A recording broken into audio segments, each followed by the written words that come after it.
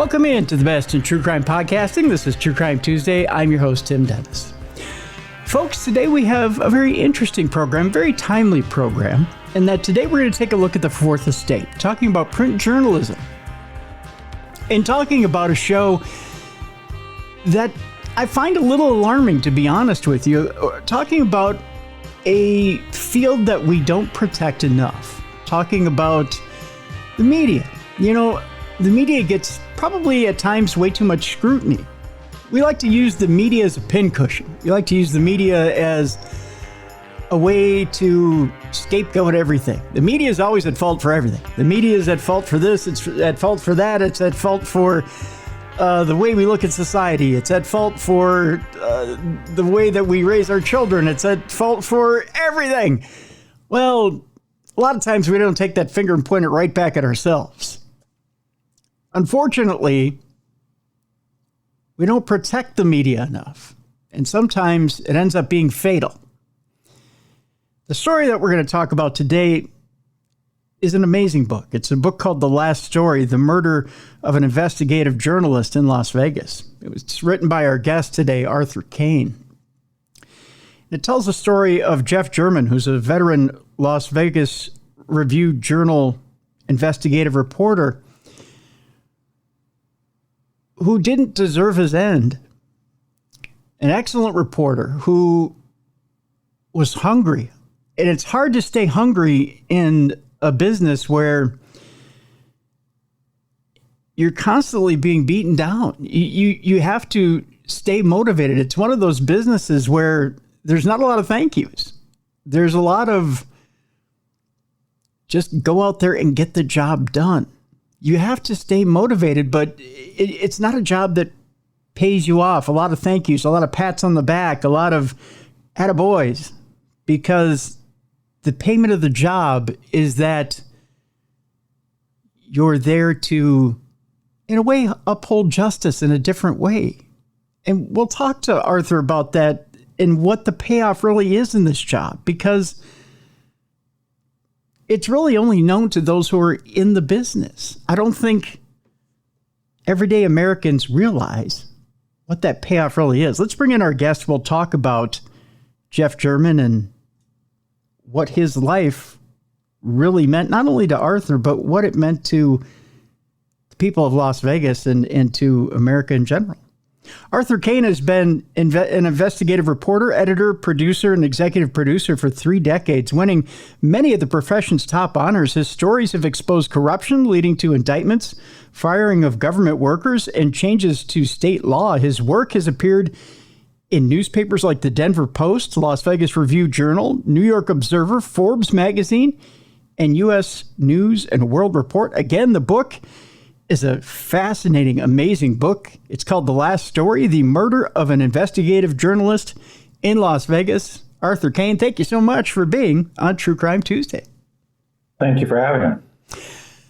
Let's get into it a little bit. And I want to start with this question. Why do you feel that in this day and age, especially with all the changes that the newspaper business has gone through from print to online, from the scrutiny that journalism has gone under, why is it still a rewarding business? Why do you feel a sense of gratification for the job that you do? Well, I think the fact that you're able to make change and significant change at times, remove corrupt officials. I've said a lot of stories, including ones I did with Jeff, that got corrupt people indicted and things like that. That's difficult to find nowadays. I think most people do their jobs and they don't see an automatic reaction or automatic change. And if you're able to do that and improve society, you can still deal with the lower wages and the long hours and the sometimes unjustified and sometimes justified attacks on the media, as far as, criticism of some media.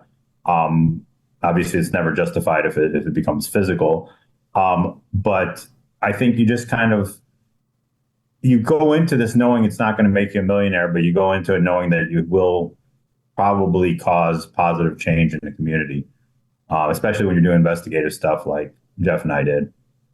Let me ask you kind of a weird question, but what might be a fair question to some of my audience, and that's this, Art.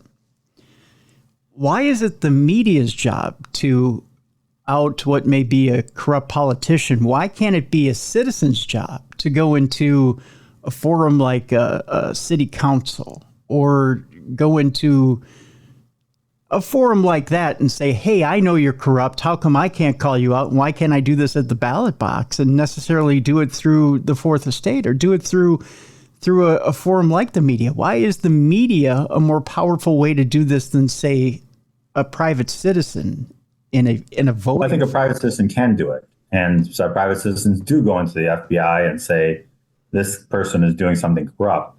The issue you have is the media. The First Amendment sets us up specifically to do this kind of work, right? Mm-hmm. The reason we have the First Amendment in the United States, and you don't have it all over the world, including places like England and other places, is because we are supposed to be a check on government when government goes bad. And the problem you run into is sometimes when government goes bad, the cronyism around the government, the people who should be intervening, the police, the FBI, are somehow involved in that. And so the power of it is exposing it on the front page of the paper or the website, and then being able to kind of shame them into doing something right. I mean, I think, there's a story I did about a constable who was using county money to go gamble. And I think it was somewhat known, but nobody wanted to do anything until I wrote about it. And then all of a sudden the police stepped in and got a grand jury to go together. And similar with the LVCVA, Las Vegas Convention and Visitors Bureau, that Jeff and I wrote about, it was known that they were spending and misspending for years and years and years, and only until we put it in direct terms did they do an audit, and that led to the indictments. And so I think the power of the media is to expose this with a bigger megaphone than an average citizen, though with, broadcasts like yours and, social media and stuff like that. Citizens can do it. They just don't have the skill set to maybe find a lot of the corruption, because it takes a lot of digging through records and databases and stuff like that I've learned over 30 years. And someone may not have that skill set and open record set by themselves. So that's what we do. That's kind of what our jobs are. And kudos to you. I mean, the amount, and like you said, the amount of time, the amount of resources, the amount of skill it takes to really sort through all this, to be able to weed through this and be able to do it efficiently, and to be able to get down to the nitty gritty, so to speak, and wade through it. And then, let's face it, media and newspaper have resources available to it, as you pointed out brilliantly in your book, that the average citizen doesn't have. I mean, it used to be, and I know it's not so much anymore, but it used to be that most media companies had lawyers available to them on staff. That we still do. Luckily, we still do. Yeah. It's a huge benefit, right? Yeah, and that's something that the average person doesn't have either. So, right. There's other things that available to them as well that can get some things done. Yeah, I mean, definitely fighting for records and going to court and stuff. A person can't do that. We spent 4 years fighting for autopsies. It cost $250,000. The average person isn't going to do that. Even though the government had to pay us back when we finally won, no one can put $250,000 up in the hope that you win and then get the money back. So you do need the media to have that kind of stuff. And unfortunately, a lot of the media is kind of pulling back on that because it's expensive and time consuming. But luckily at the RJ, they give us a lot of control and a lot of backing to do that kind of work. So why is it, and I want to kind of tackle this before we get into Jeff's story a little bit here. Why is it that people are buying into the quote unquote bad rep or bad name that's being spun that the media is receiving, especially the last 10 years? I mean, is it because you find, and it's only certain, I'm using the word, listen to me, certain bad English here. Is it certain is it certain factions of the media that have decided to spin off to certain, what's a good way of putting this, Jeff? Certain slants, like I don't want to say bias. Well, no, I do. I think the media has brought a lot of this. The national media has brought a lot of it on themselves with both partisan bias and also elite bias, right? I mean, when you hear, for example, that the New York Times tried to bury the spying on U.S. citizens story before Snowden came out, and James Risen had to write a book to kind of bully them into doing it. You see this not only bias of partisan bias, which is I think happening. Obviously the difference between Fox and MSNBC, the same story is told in different ways, so that undercuts credibility. Mm-hmm. But I also think that an elite bias, where it's all about East Coast and all about trying to sometimes hide stuff because the government wants you to hide stuff, is completely anathema to what the media is all about. And I guess I would say, how there's all the surveys and they say, oh, everybody hates the U.S. Senate and Congress, but they like their own congressperson. I would say support your local media, because that's going to be where you get the straight stories, the nonpartisan type of stuff, because unfortunately the national media has to interest everybody. And so they'll always spin anything into a presidential campaign or a national issue or a he said, she said type of thing. And there's not a lot of great investigative reporting going on at a lot of those outlets. But there is still some at the local level. And that's what, as editor of the investigative team at the RJ, that's what I tell my staff every day, that's what we're there to do. And go out there and knock on doors and look at records and try to find the truth for people. And that's one of the reasons I actually wrote the book, is that because of that bias against the media, I wanted to show people there are still reporters who are doing exactly what the Constitution gave us the right to do. And that's what Jeff did, and that's what I try to do, and that's what a lot of reporters try to do. But looking at the national, I think a lot of it's just looking at the kind of the national media and seeing some of their foibles and then kind of spreading it down to people who don't deserve that. I've always contended that too, especially on this show, having worked over 30 years for local radio stations and local newsrooms. And I've told people, you know what, don't take what happens on a national scale with national media and put that on local media. When you're watching local media, you're watching good, hardworking local media people who work hard to get local scoops, who work hard to get local stories, and put their lifeblood and their sweat and their tears into what they do, and do it with little to no bias. I mean, they really do work hard to get an honest journalistic story. It just so happens that you may happen to see one of your local own move up to a national forum, and that happens. I mean, everybody moves up to the national level eventually if they're good, if they're a good worker. Which congratulations to them if they do. I know a lot of folks from Minnesota who move on to a national forum. They happen to be well sought out.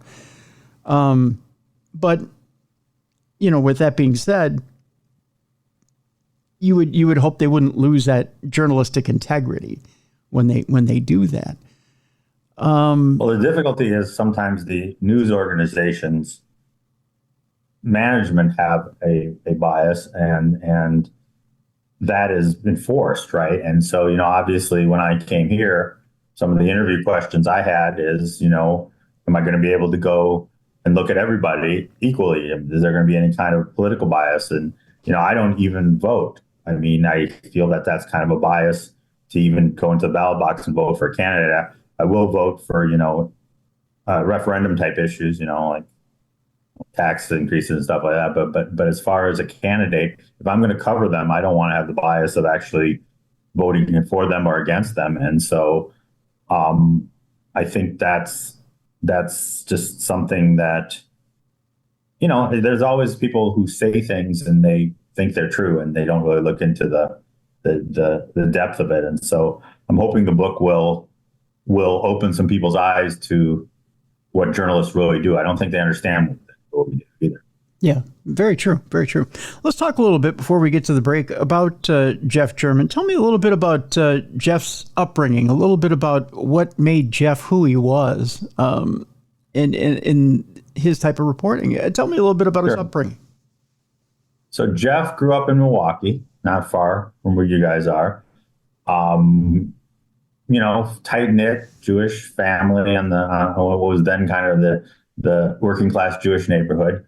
Father was a teacher, music teacher, and then ended up being a salesman for hotels and stuff, selling goods to hotels. And his mom was stay at home, but she ran her own little catering thing and worked in the synagogue. Jeff grew up, and it was interesting because I knew Jeff for 6 years, but I didn't really know a lot about his. You work with someone, you don't really talk about, what was your childhood like, right? Especially when you're, I'm in my 40s, 50s, and he's in his 60s, right? But it was interesting to report that because he seemed to me to have started out as someone who might have wanted to go into politics. He was active in a lot of student government, he was active in a lot of groups like that. And I talked to his college girlfriend, and she said once Watergate broke and Pentagon Papers and Vietnam, he completely turned off of the idea of wanting to be in government and wanted to be a journalist like Woodward and Bernstein, who held government accountable. So he graduated from University of Wisconsin and then went to Marquette and got a master's degree in journalism. I don't think the University of Wisconsin at that point had a journalism program, and I think he was kind of in a public policy type program before he made that switch. And then he, after he graduated, he got a job at the Las Vegas Sun and came out here and spent the next 40 years out here as a journalist, first for the Sun and then since 2010 for the RJ. And with the Sun, he's had some adventures. I mean, he's not a guy who just kind of sat on his laurels and came in, had a donut in the morning and a cup of coffee and kind of let the stories come to him. He really got out there and dug for stories. He definitely, and it's interesting because people have asked me since I wrote the book and since Jeff was killed, I had threats? Have I had, the kind of verbal and physical attacks that he suffered in his early career? And I said, no. And I've done just as hard hitting of news, but I think there's something about Vegas. It's a rough and tumble Wild West town still, even. I mean, there's still, there's no one with 2 6-shooters, but, there's open carry. I mean, it's still the Wild West here. Everything, I tell people, everything that is legal anywhere is legal in Nevada, whether it's marijuana, whether it's prostitution, whether it's open carry, whether it's anything. Gambling, obviously, you can drink at any no closing times here, but no bar times like there were when I grew up in St. Paul, right? Right. And a massive amount of money and a lot of corrupt officials. And so, yeah, he had, and back then the mob was running the town too, right? And that's before the mob had been cleared out by the FBI, which is a big kind of focused part of my story. And, you had a guy who was a court bailiff who was also working for a loan shark and collecting money for the sheriff. And Jeff was writing about him. The guy punches him in the face at a retirement party. And you would expect Jeff to back off. And lo and behold, I look at his columns after the punch happened, and he's writing a column every day about the guy saying, this isn't going to scare me off. So he was never one to be cowed. He was never one to back down. And yeah, you can question some of the things he did, like all of us, but he definitely was a journalist first and foremost, and a hard-hitting one. And he was always going for that big story and getting on the front page of the paper. His whole life was being on the front page of the paper. And Jeff was also one who wasn't afraid to mix it up a little bit with not just people in the community or people like high-ranking officials, but he was also not afraid to mix it up with colleagues within the business. I mean, he was known to be abrasive with them and call them out on their stuff if he didn't think they were up to journalistic integrity. Yeah, that was one of the parts that really surprised me about researching the book is I knew he had a long-standing feud with this other journalist in the community named John Ralston. But I never realized that it was so public in that both of them he would write columns about him. Ralston would, during interviews, slam him. There was an interview that I found in the alternative media that Ralston is just going after him by name. And, I've worked with a lot of reporters I didn't much care for and didn't respect. And we would talk about them in the bar and make fun of them after the work shift was over, or for their competitor, just kind of, give them a hard time at city council meetings.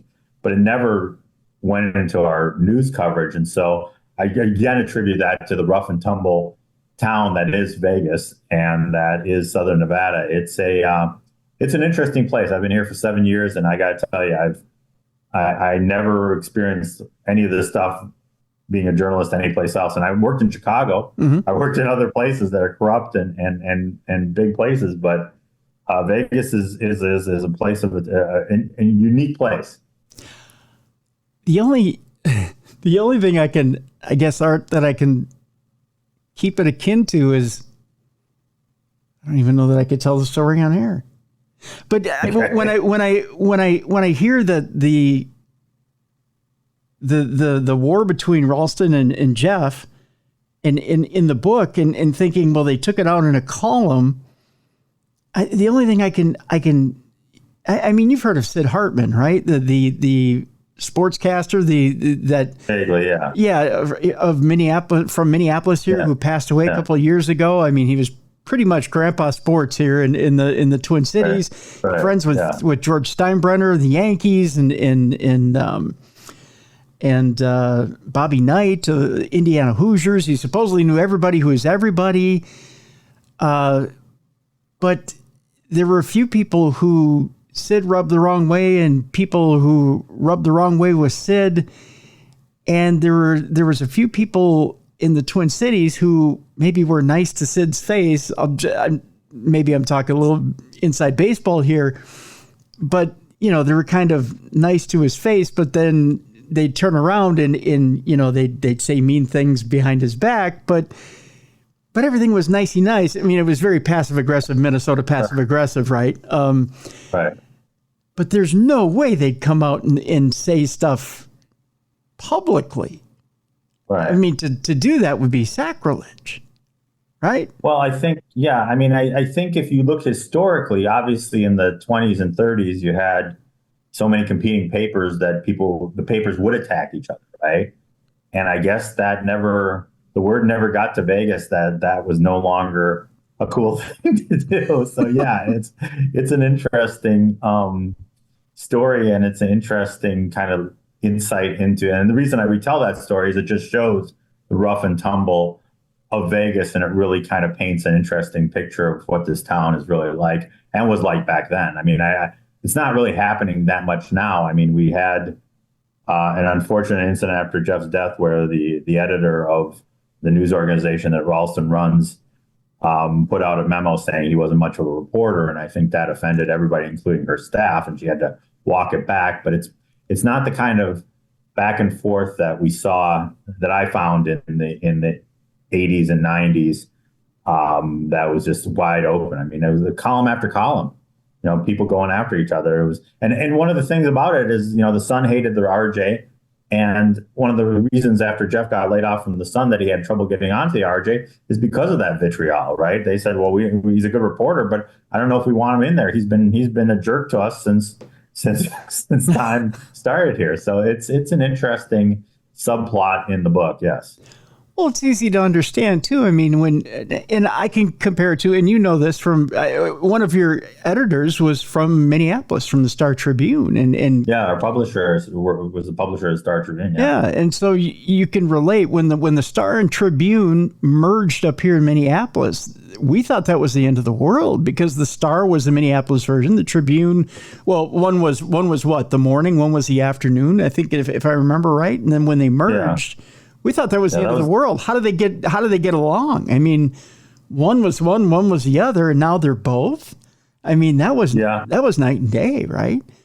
But it ended up becoming one successful paper. Yeah. So There's a lot of that. I mean, when I was in Denver, it was the Rocky Mountain News against the Denver Post when I worked at the Denver Post. And we, of course, had a less than collegial relationship. In fact, there was a ban that you couldn't go on each other's floors. We were in the same building, but you weren't allowed to go on the Rockies floors when you worked at the Post, and the Rocky people weren't allowed to come on our floors. So there is vitriol. It's just weird how it goes when it goes out into the public and makes it, a news story. That's where it got really interesting, I think. yeah, yeah. And interesting indeed. Tell you what, we'll take our break right here. When we come back, I want to talk about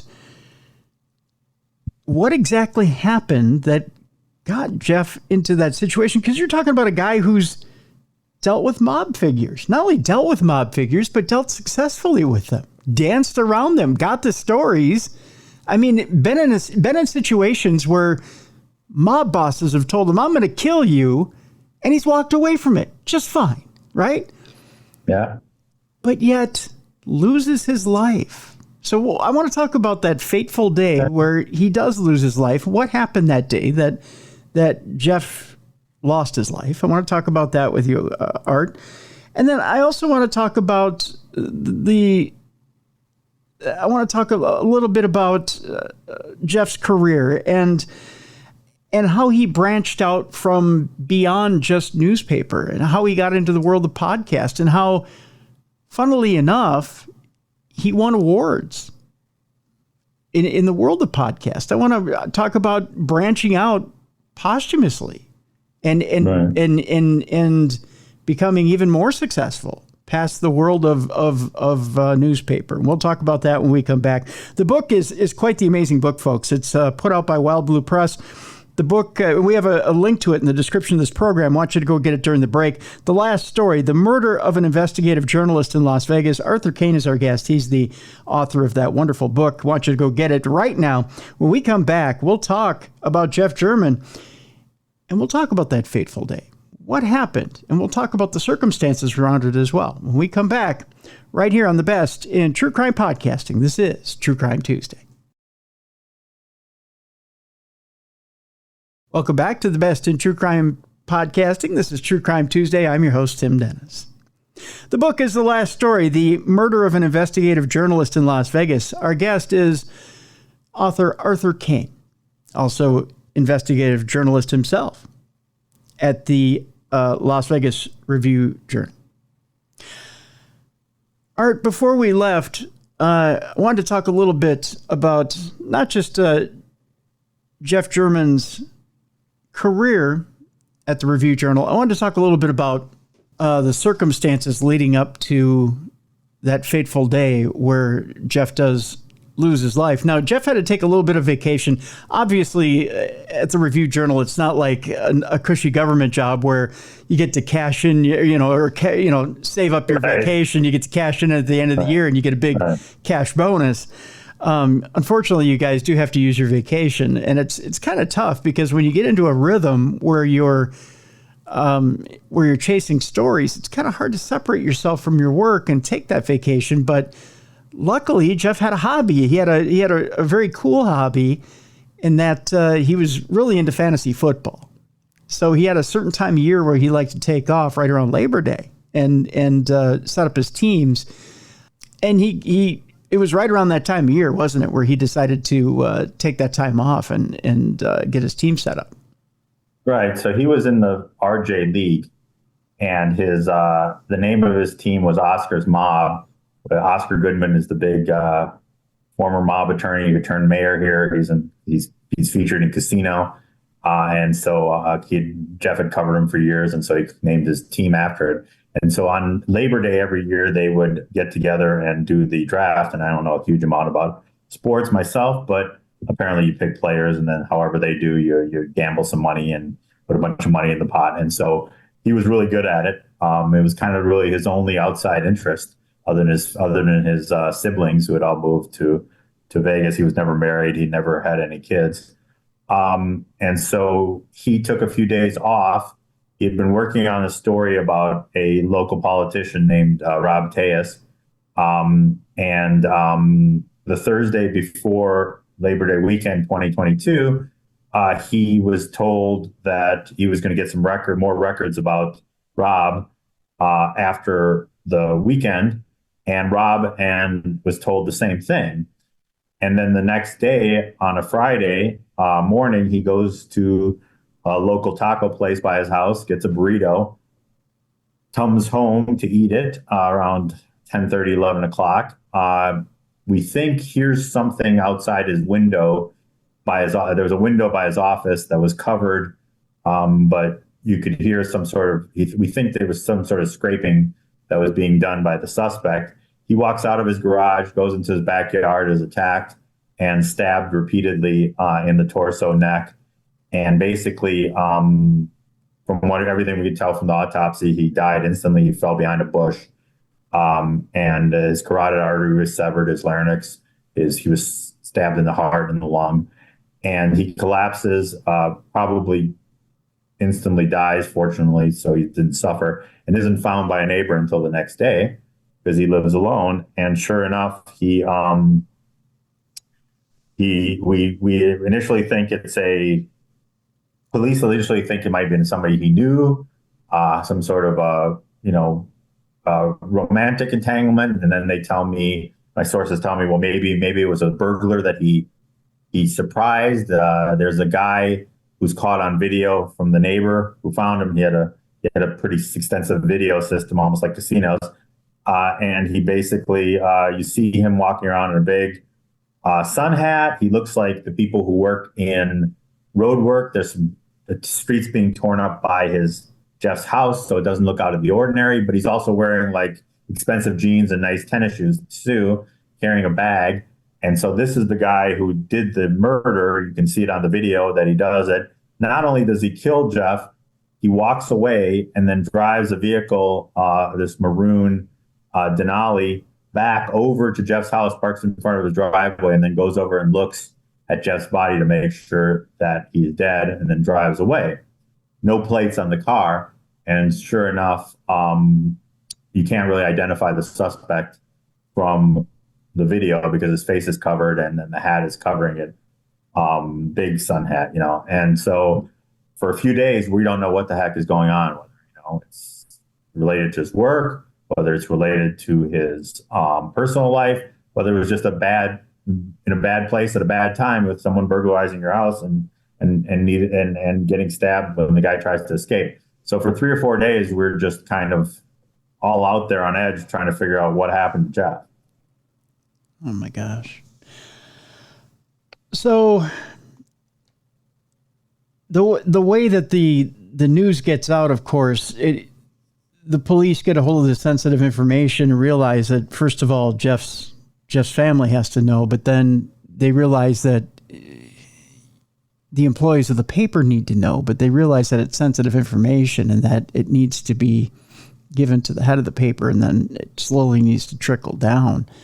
How do they disseminate that information so that it's sensitively given to you guys, and who gets it appropriately and why?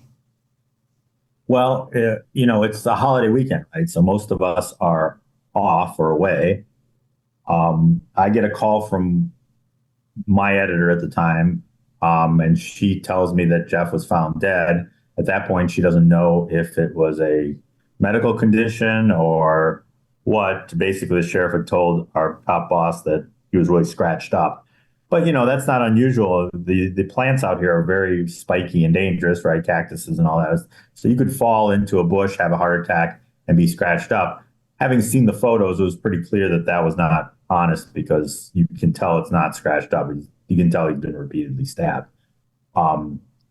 And then a few hours later, there's a press conference being held. There's an email sent out saying that police are holding a press conference about a stabbing in Jeff's neighborhood, and people make the connection of, oh, well, this could be Jeff. And then so the bosses call back the sheriff and it's like, is this murder? And they go, yeah, it is. And so at that point, we wait till like 10 o'clock when we get the clear that it is all of a sudden his family has been notified. We have a story already prepared, and an email goes out to the newsroom because everybody's kind of scattered because of the holidays, saying we have Jeff has been murdered. And then we post the story right after midnight, basically about what all we know at that point, which is not a lot, other than he was stabbed in his front yard. He laid there for a day, and the police don't really have a suspect in the case. Now, Jeff is working on a few stories. It's not like he's just working on one story. He's working on a few. But the one that's the most likely is kind of surprising. How surprised are you? I mean, just personally, how surprised are you when you realize that the most likely suspect is this Rob Tejas, this politician? Well, I will tell you that, and maybe I'm going to lose my investigative reporting, profile here, but I tell you, there was one or two people in the newsroom who kept pushing that line, and I said, "There's just no way." I mean, the story he did against Rob made him lose a real election, but didn't get him indicted. Probably caused some problems with his family because he was videotaped by his coworkers in a backseat of a car with a woman who he worked with, and not his wife. But other than that, it was like the story was over. He had already lost re-election. He was going to go back to being a lawyer. Why would you do that? And I think the majority of the people in the newsroom thought, well, first of all, it's very, very, very unusual for a journalist to be killed in the United States. Yeah. And last time we could find a politician accused of murdering a journalist was in the 1940s in Texas. So it's a very unusual situation. And so I don't believe, and what my sources in the Metro Police Department, and I ended up having some pretty good sources there at the time, were telling me was that this wasn't related to anything he was doing. So, the paper did send an email to the sheriff saying, here's the stories he was working on. One of them happened to be about, right-wing extremists, right? And so that was another topic that could have, led to something like this. Mm-hmm. But the word was that it was not really work-related. It was a personal issue or a wrong place, wrong time. So the fact is that when Rob was arrested for the murder a few days afterwards, because someone at his office, saw the vehicle and knew that he had driven that vehicle before because it was registered to his wife, that is when the story became, oh my God, this is really a huge, important First Amendment story and protection of journalists story, and much more than just a random violent crime, which unfortunately happens everywhere, but in Vegas quite a bit. So that's the kind of the inside of and then obviously it was all hands on deck. What happened, who knew about it, who's involved, what the county did, all that other stuff. But yeah, there were some circumstances around Rob Tejas that were just way more than just circumstantial evidence. I mean, I could see where, and there is, as you mentioned, there was a right-wing extremist that you would have thought would have been the most likely suspect. But, and again, I won't go too much into it. I'd like people to read the book and figure out why he was the more likely suspect. But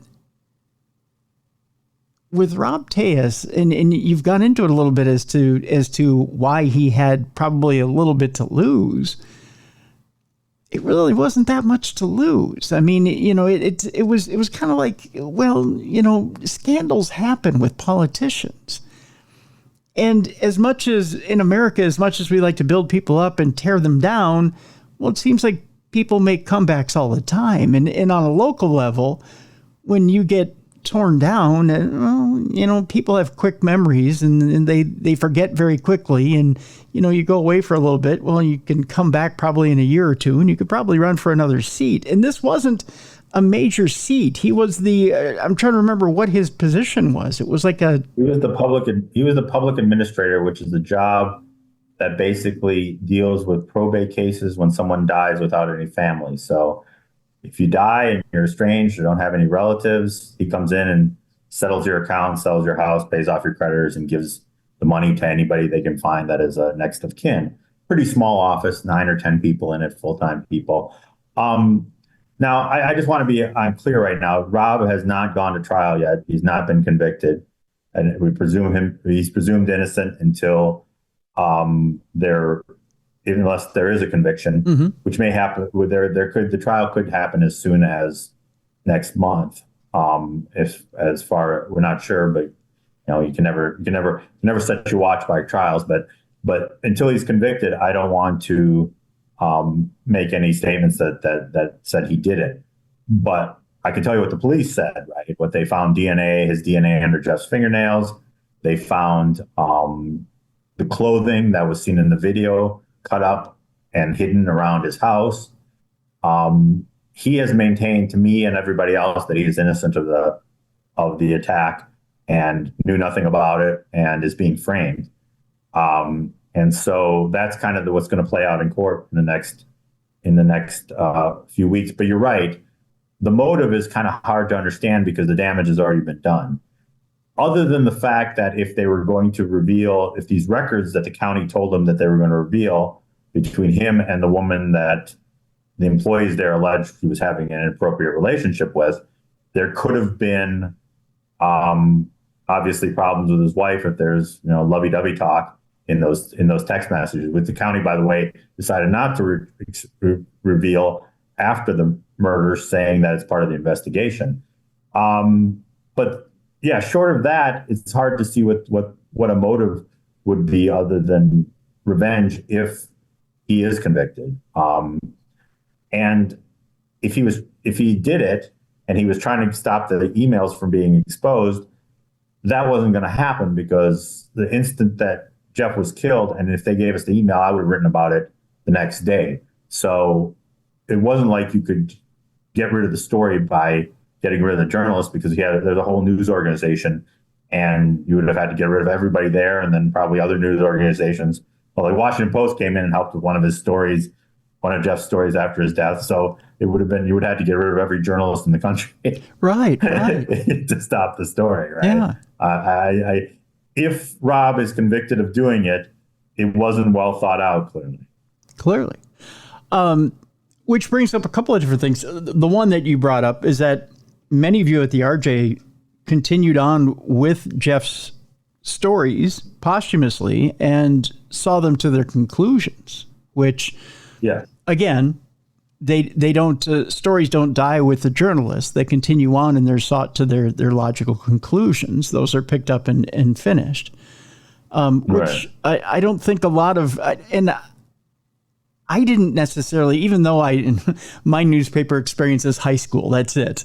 But I didn't even realize that. I didn't think, because normally in radio, your work dies with you. I mean, you go on air and you're done for the day. When you pick up and move to another market, somebody else comes in and does their deal.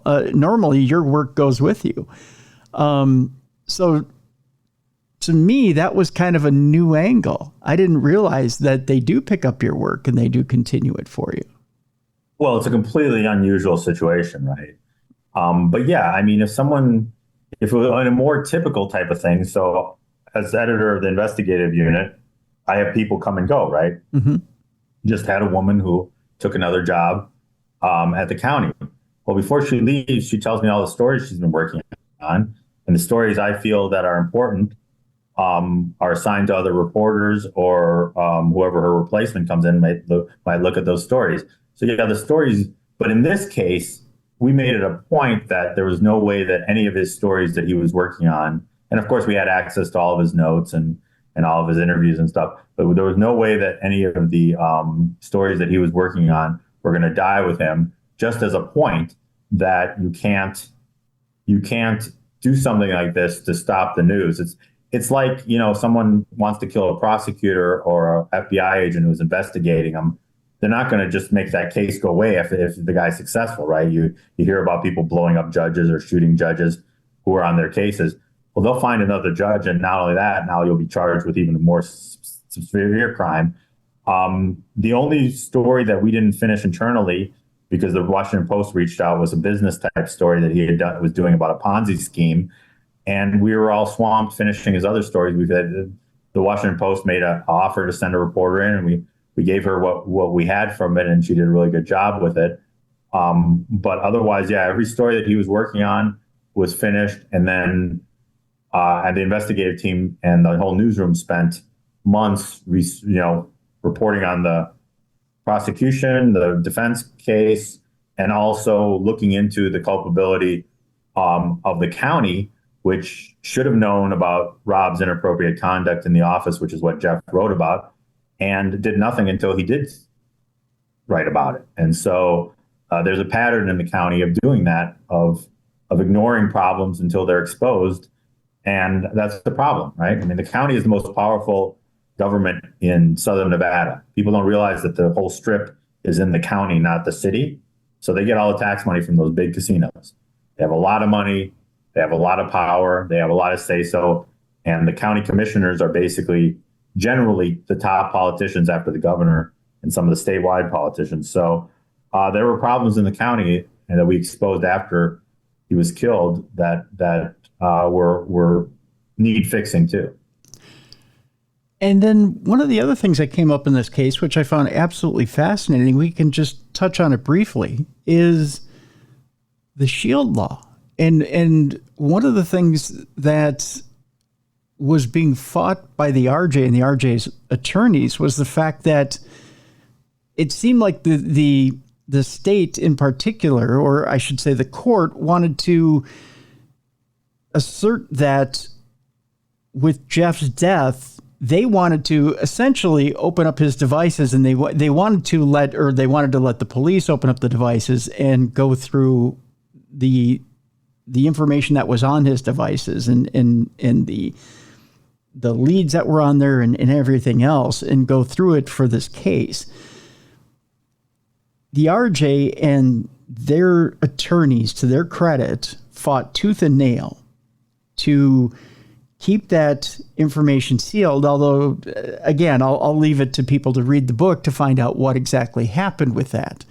But again, kudos to them, and I tip my cap to them in really fighting this, because it is an important law to keep the RJ as the custodian for Jeff in this case.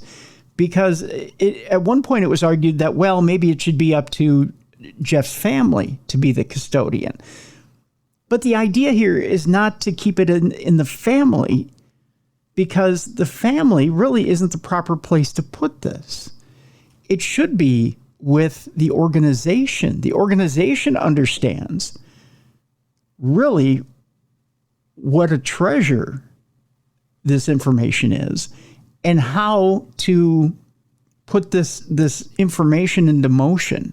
And not only the information, but the sources behind the information, and to protect those sources and everything that's behind this information, and how to utilize everything.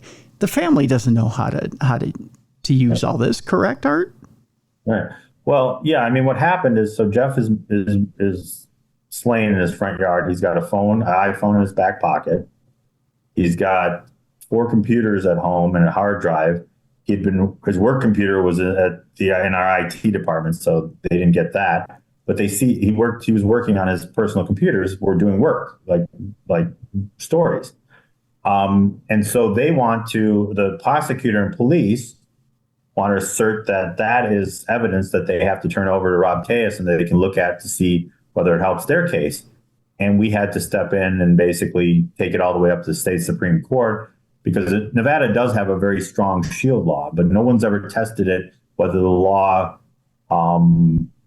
is still in effect after the death of a reporter, and whether the law can be asserted by his news organization, especially on devices that are private. And the important issue here is that Jeff spent 40 years collecting sources, people he promised anonymity to. And for that to all be exposed because he happened to be murdered was a horrible outcome, because the funny thing is that a lot of these sources are probably in the police and the prosecutors who wanted to see the sources. So their hands aren't completely clean in arguing that they should be able to see the sources, because maybe they want to know who was talking to Jeff over all these years. And fortunately, we were able to fight and spend a lot of money in a year-long battle to get his sources protected and set a precedent for that. And I think that's one of the most important things that came out of this case, because if you could kill a reporter, you may not be able to stop the story, but if you can kill a reporter and reveal all of his sources, people are going to stop going to that reporter. Yeah. If I was not protecting my sources, people wouldn't talk to me. And Jeff was the same way. I worked on stories where Jeff wouldn't even tell me his source for the story on a story we were both working on at the same time, together. And so Jeff was so protective of his sources, and he would have gone to the mat if he was still alive. So the paper I had to make sure that they went down to the mat and protected that. Yeah. Yeah.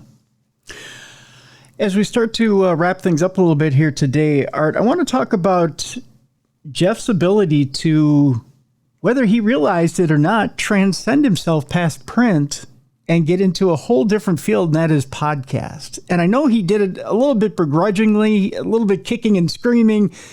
Tell us a little bit how he got into podcast and how it was the mob that took him there.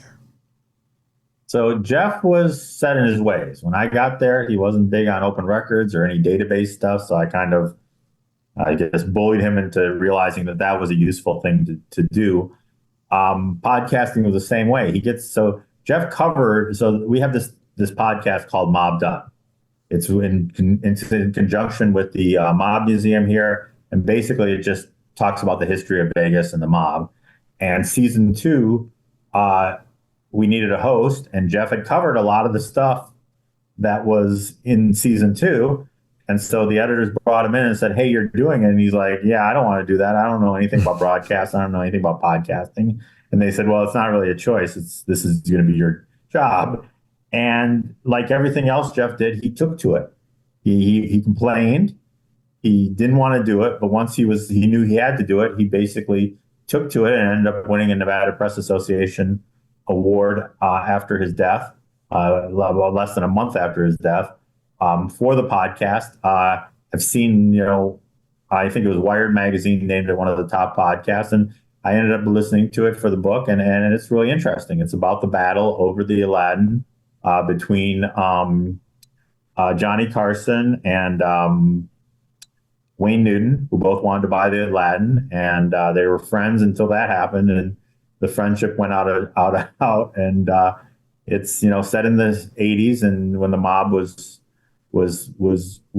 big in the city, and it's compelling and interesting history of it, and he did it. Everybody, by all accounts, he did a great job with that, and it was a new thing that I don't think he wanted to do another one. I know he complained about it, and I know he told me he didn't want to do season 3, which was just posted recently. But I think in a way he liked it, and he was definitely would have been thrilled to be inducted into the Hall of Fame posthumously, but also get an award for that podcast. I think so too. Yeah, it's really cool when you're able to kind of spread your wings a little bit and get into a different genre of media and be able to prove that not only can you do it in one field, you can do it in another, and not only that, but be recognized for it. So I think Jeff would be smiling a little bit about that as well. With that, I know that you guys have remembered him not just with the podcast, but you also have a special way you've remembered him as well at the RJ. Can you tell people how you've remembered him at the RJ? Well, there's a wall dedicated to him and his prizes and his awards and his framed books. He wrote a book in 2000 about the Binion murder. So that was kind of one of his highlights of his career. So there was a big, I guess, memorial service that we held for him at one of the locations there, and he's definitely remembered. And if you walk into the RJ, his wall has a pretty prominent place, and he's won a lot of awards after his death, including the IRE's Dan Bowles Award, which is named after a journalist who was also killed for his work. And it's basically his life and his death and his work hangs over the paper pretty much. You see it every day. That's awesome. That is awesome. I have one last question here, Art, and I'm not trying to end this on a negative, but it's a interesting question that I have to ask you. At the end of the book, you do mention that you got a little bit of pushback when it came to trying to get colleagues to comment on this. And I guess my question is this. I know that you had mentioned that Jeff's family has been silent since Jeff's death. And a lot of his colleagues have said, well, because I want to respect the family. That they use that answer to say, well, there's a reason why I don't want to contribute to the book because I want to respect his family. Here's my question. That's this. Do you really believe it's because they're respecting the family, or is it because the murder itself is a touchy, sensitive subject with them? Do you have a real feeling as far as it goes as to why people don't want to comment on Jeff's death? Is it too soon? Is that the reason? So I hate to attribute motives to people, but through reporting, I think it's a combination of things. First of all, I know that the family was actively discouraging people from talking. In fact, I interviewed one guy who was his high school best friend for an hour, and then he had to go meet with someone for work and told me to call me back. And when I called him back, he said, well, Julie, that's his sister. One of his sisters said she doesn't want me to talk until after the trial. So a lot of that probably is coming from prosecutors. I think other people had other motives for not talking, in that they clashed with Jeff in earlier, or they were embarrassed by, interactions, or just didn't like him. So I think it's a combination of things. I still got, 90 people to talk to me. It would have been great if his family had, but there are ways around that. As a journalist, you have a lot of times where people don't want to talk, and your job is to find someone else who can kind of fill you in on that. And I believe while the book would have been richer with these people talking, I think it is probably the best version of the truth that you could come up with. And it's still, I think everything that needed to be in the book is still there, even people who didn't talk. I guess one of the last questions I have for you here is this. So Rob Tejas hasn't had a verdict brought down on him yet. There's still some things that have to be wrapped up yet. With that, and maybe the reason the family hasn't spoke yet is because things aren't wrapped up yet. Do you see there being a potential amendment to this book, or maybe a second edition of this book where when things are wrapped up, maybe people do open up and they do want to talk, and maybe further amending this book in the future? I definitely think there's a chance that we'll put a chapter or two in about the trial, right? Okay. Whether or not that changes, I don't see it changing. I mean, it obviously isn't going to change his youth and history, right? That's all set in stone, and I think reported fairly well. Or his time at the Sun and the RJ, because I did get a lot of people to talk about all those things, right? I mean, it wasn't everybody, but you're never going to get everybody. Yeah. But I do think it may make sense to add the verdict and the closure of the trial and what happens in the trial. And if there's anything that comes out in the trial, for example, those text messages that we talked about that they were going to release to Jeff and didn't afterwards, those could be relevant to the trial, to the book too, in that I think it would be interesting to find out what's in those and whether there's any motive to keep those quiet, and why the county kept them quiet after they promised to release them, which I think sticks in a lot of our cause. Because just because there's a murder doesn't mean all of a sudden stuff like that can't be released, even if police want it to. You can really give it to police. You can copy it. You can give it to police, and you can give it to the paper too, because we have a right under open records to see it. Okay. Do you feel like, because as of this time, as we mentioned before, Rob Tejas believes that he's being set up by someone and that he is completely innocent. He's also said, I don't need to see anything that's on any device in order to continue with my defense.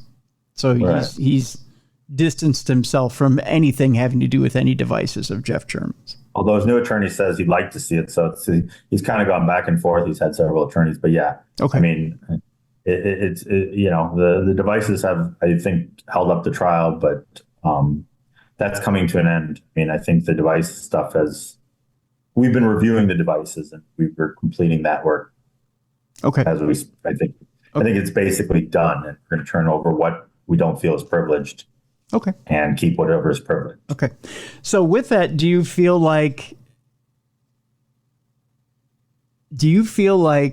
Rob Tejas would ever have a break the opposite way and say, you know what? I just need to clear my conscience. And this is a what if question. I just need to clear my conscience and say, you know what? Yeah, okay, I did it. Do you think he would ever have a break going the opposite way and just say, you know what? I just, I had to get him out of the way because he was gonna blow it all up for me. I mean, there's been nothing that he has shown. He's maintained his innocence from the day he was arrested, and he surprisingly has talked to a lot of media, which is very rare for a criminal defendant to do. More importantly, he has gone through at least 3 other attorneys before this attorney and represented himself for a while, each time maintaining his innocence. And my assumption, even though those attorneys can't talk to me, is the reason he got rid of those attorneys is because they were pushing him to take a plea deal, which is what attorneys do in cases where if the evidence that police and prosecutors say they have is fairly overwhelming. DNA is very hard to get around. And so I don't see, I believe he's going to go to trial and maintain his innocence because he probably could have gotten a favorable plea bargain where he won't spend the rest of his life in prison. If he's convicted, chances are he will. He probably could have gotten 20 years, someone with no criminal history, potential crime of passion, but he's maintained his innocence, and I believe he's going to go into trial maintaining his innocence. And I think you know why I asked that question, because as you pointed out, he's had multiple lawyers and each one has asked him, do you want to take a plea here? It would be the right thing to do for the attorneys. I mean, you can't look at that evidence and not say this is a problem and the best solution may be a plea.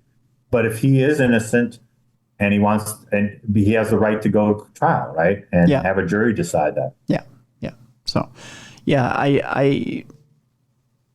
and that's why I asked that question is maybe there comes a point where, and again, this is me just playing what if. I'm not saying he is, and I'm not alleging that he is guilty. I'm just saying that if in his heart of hearts he thinks he is guilty, and he eventually breaks and he says, you know what, you're right, I am guilty, and I don't know why I'm putting on the facade, but yeah, okay, fine.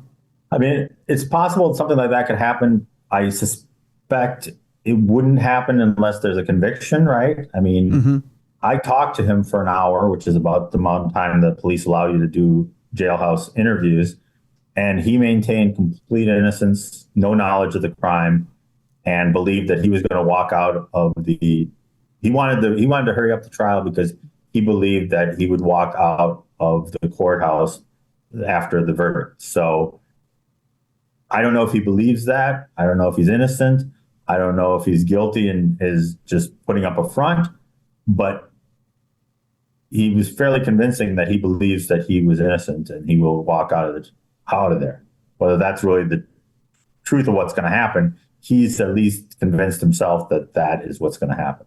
But you also pointed out this is the same man who in college groped a woman and then went after her and tried to dress her down as though she was a guilty party. So yes, and he was getting arrested for a domestic violence thing where he wanted to try to be I'm a public official, don't arrest me kind of thing. He has definitely had problems in his life that he has not taken accountability for, and I think there's a long history of that in his background. Doesn't mean he did this, right? Every situation is situational, but he definitely has a pattern of getting away with things when he is in the wrong. And I don't know how that plays into him psychology wise. I'm not a psychiatrist. Don't want to do that, but definitely he's been a troubled person in his past history. Yeah.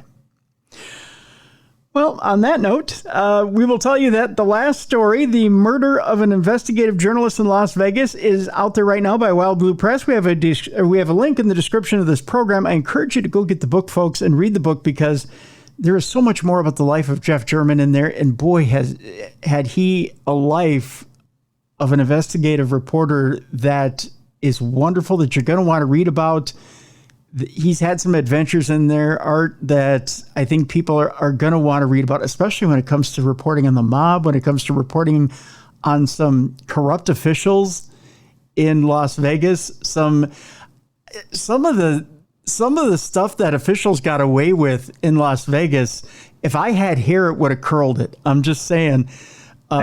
There's some stories in there between and some of the things that you and Jeff teamed up on. Some of the stories that you and Jeff teamed up on are incredibly fascinating.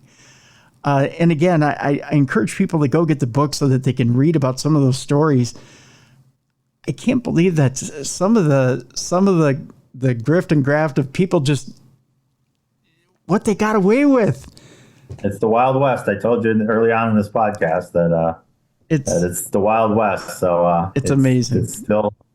It's still not caught up with the rest of the country. It's amazing. I tell you, folks, if you want to see what you truly could get away with in a big city that's got a lot of money flowing through it, get this book. The last story, The Murder of an Investigative Journalist in Las Vegas.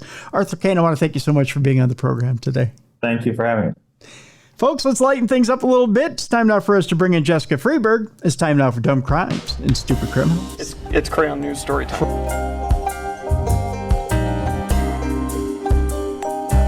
What happened with this dude, Christ Bearer? I heard he cut his penis off and then jumped off a balcony. Suspect pulls gun from butt, shoots twice at Denver police.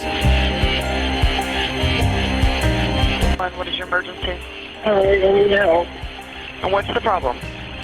I'm too high. You're too high? Yeah. It's that time you've all been looking forward to, the time where we, go from being serious to somewhat non-serious. It's time now for Dumb Crimes and Stupid Criminals.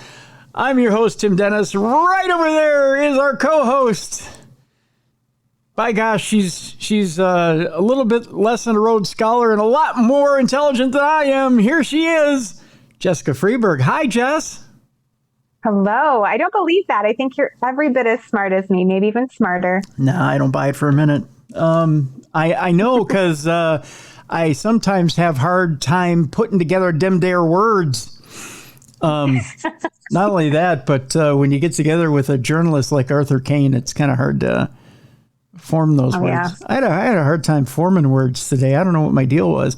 The book, The Last Story, by the way, very, very, very good book. So it was, I was impressed. And he's a Minnesota guy, although as he admitted to me off the air, never coming back here again. He's out west. Oh, yeah, he's out west in Las Vegas, never coming back.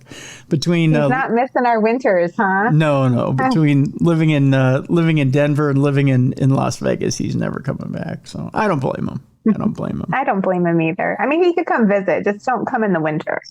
Yeah, exactly. Well, he does. Right? He does come back. He does have friends in Minnesota here, so yeah, he visits. But yeah, because we're a friendly lot. Yes, yeah, we're friendly, nice people. So yeah, he likes to come back and visit, but he doesn't stay very long. That's all. Don't blame him. Especially when it's cold. And I don't blame him for that either. Got lots of good stories to get to here today, Jess. I got to make a Sammy Hagar reference in our first story today. That's all. Sammy Hagar and the kids are out doing that Van Halen, what do you want to call it? It's an Eddie Van Halen remembrance tour. He took it on his shoulders because David Lee Roth decided he wasn't going to do it, and Alex is still in mourning. So Sammy grabbed Joe Satriani, and he grabbed Jason Bonham, and he grabbed Michael Anthony, and those 4 kids are touring the country right now, and they're doing their version of Van Halen. Awesome. I bet that's good. Yeah. They kicked off, I think it was this past weekend. They kicked off their tour, and it goes through end of August, and I think they call it the Best of Both Worlds tour, if I remember right. Anyway, so this Farmington, New Hampshire, listen to me. Farmington, New Mexico. Yeah, it is New Hampshire. I was right the first time. See, I told you right. Words were hard, right? Yeah. This Farmington, New Hampshire man was having a hard time driving 155. He skipped the I can't drive 55 and went right to 155. I think my car would explode. I think you got to have a special car for that. By the way, have you ever seen Sammy Hagar's collection of cars? No, but I bet it's sweet. Boy, let me tell you. Jess, he has cars that, let's just say, I'll never get to touch, much less drive. And can do 155. I think he just, in his old age, is just choosing not to go that fast. But if you ever catch, if you have Access TV on your systems, and you can still catch the big interview with Dan Rather, he takes Dan Rather on a quite quick ride. And I mean fast ride, like, type ride. Yeah. That would be worth watching just to see Dan Rather's face. Oh, it was, yeah. Just to see his multiple chins go flat back in his face. Yeah, it was quite fun. Yeah, that's for sure. But this Farmington, New Hampshire man was arrested after being clocked for going nearly 160 miles per hour on Route 101, according to state police. I kind of want to know what 160 miles an hour is like. I do not. No? I'm good. Nope. No? I think I've told the story once or twice on this show that when I got my first car, which, by the way, I didn't get my first car till I was 18. My dad was way overprotective. Didn't want me driving. I think he thought I was an idiot. Yeah. I mean, I can't dispute that. But no driving until I was 18. I didn't think it was fair. Now I know why, because I am a speed demon. I mean, are you? Oh, I fully admit that. Yeah. Yeah, I drive like my grandpa Dennis. I do. I'm pedal to the metal, man. I'm built for speed. I love to speed. Well, I think what it is to me, and it's not that I'm impatient. It's just people don't drive fast enough. True. Yeah. People just, when you're driving. Those darn people going the speed limit. Well, no, it's when you're driving 54 to 55 in the left lane that you're driving me nuts. Oh, that makes me crazy. Yeah, that I can't do it. I can't do it. I know now why there's road rage. I'm just saying, when you're going 54 and a 55 in the left lane, I know now why there's. I'm not saying I exercise that. I'm just saying I know, I understand, I empathize. It boils inside. You feel it a little bit, but you don't let it out. Yeah, exactly. See, I'm a nice guy. I'm a happy guy. Sure. I empathize with why people get mad when that happens. And Anoka County, Minnesota, worst offenders of all. Worst drivers in the nation. Really? Oh, God. Statistical? I'm just telling you from a sampling. I can tell you. Absolutely. Let's get back to the story. New Hampshire police, state police, said they got a report Sunday of a group of motorcycles operating hazardously on Route 101 eastbound in Raymond. 160 on a motorcycle. Okay, so here's the deal. Here's how my mind operates, Jess. You put me in a car, as I hit my microphone, I'm talking with my hands. I'm frantic over here. Freaking out. You put me, woo. You put me in a car, right? And in my mind, I'm in a box and I'm safe, right? Yes. So I can go as fast as I possibly can.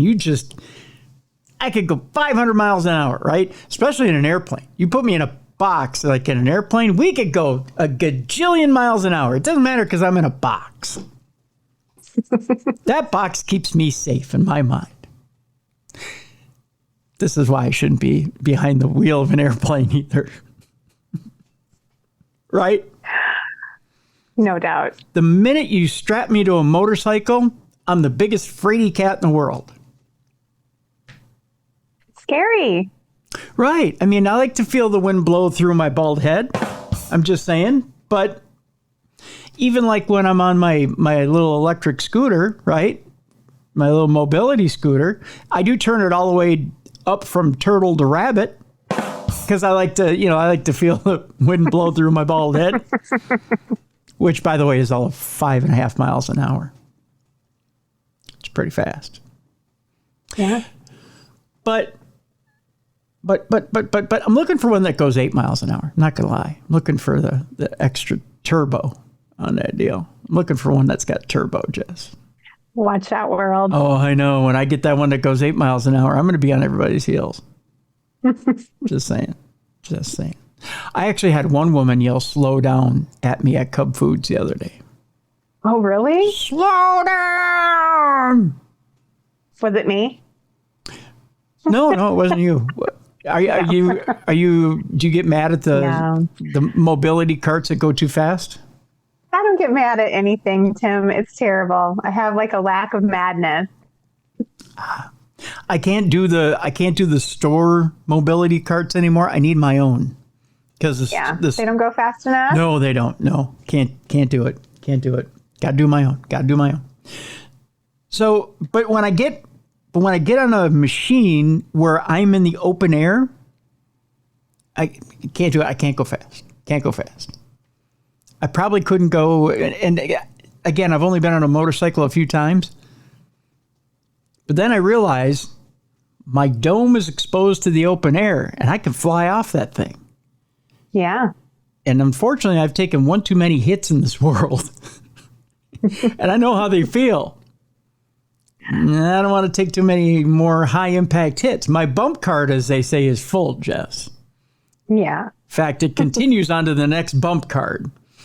So if you have like a Subway Club card, and I have a bump card, my bump card extends onto about 10 or 15 bump cards. I'm just saying, I've got a lot of bump cards. Yeah. I feel like if you go flying off a motorcycle going like 160 or 150 miles an hour, it's lights out. Oh, yeah. Your bump cards are done. Yeah.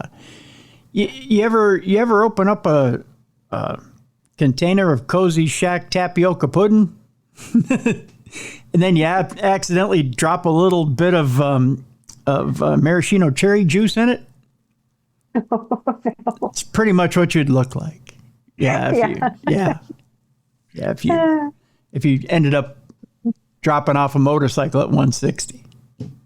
Yep. I think so. I didn't mean to get graphic, but that's what you look like. Anyways, okay, so back to the story. New Hampshire State Police said they got a report on Sunday of a group of motorcycles operating hazardously on Route 101 eastbound in Raymond, New Hampshire. A trooper in the state police airplane found the group. Oh, wow. They had to track them by airplane. Found the group, and the front motorcycles were passing other vehicles and going in between two vehicles at the same time. Okay, I do have a problem with this because this happens here in Minnesota where the vehicles, the motorcycles zoom in and out of vehicles. Yeah. They're the same ones that have the sticker on the back of the motorcycle that says "Start Seeing Motorcycles." You know that one? Mm-hmm. Yeah. Mm-hmm. Oh, I'm going to see you, by the way. I'll see you going over my hood. Just saying. As you zoom in and out of traffic. The trooper clocked the motorcycle going 158 miles an hour. Oh, God. And another trooper recorded the motorcycle going 110 as it approached Interstate 95. Authorities said the trooper on the ground activated his blue lights and saw a passenger on the back of the motorcycle, but did not pursue it. There was somebody brave enough to ride with that fool. I would be so mad at the driver. So much. My hands would permanently be curled like this from holding on to that motorcycle. I would have probably went flying off the back at like 110. I never would have made it to 150. Oh, my God. The state police airplane followed that motorcycle, and the trooper on the ground tried to stop it again, but it did not stop and began passing other vehicles recklessly, according to state police. Authorities say the motorcycle continued onto Route 107 and then went on to I-95 northbound, where the trooper in the plane also clocked the motorcycle going 144 miles per hour. And the motorcycle was weaving in and out of traffic. The motorcycle was driven by 21-year-old Zachary Dion of Farmington. He pulled into a gas station and then was promptly arrested. Wah, wah. I have that one too. It's right there. Dion was charged with disobeying an officer, reckless driving, unregistered vehicle, unsafe lane change, resisting arrest, reckless conduct.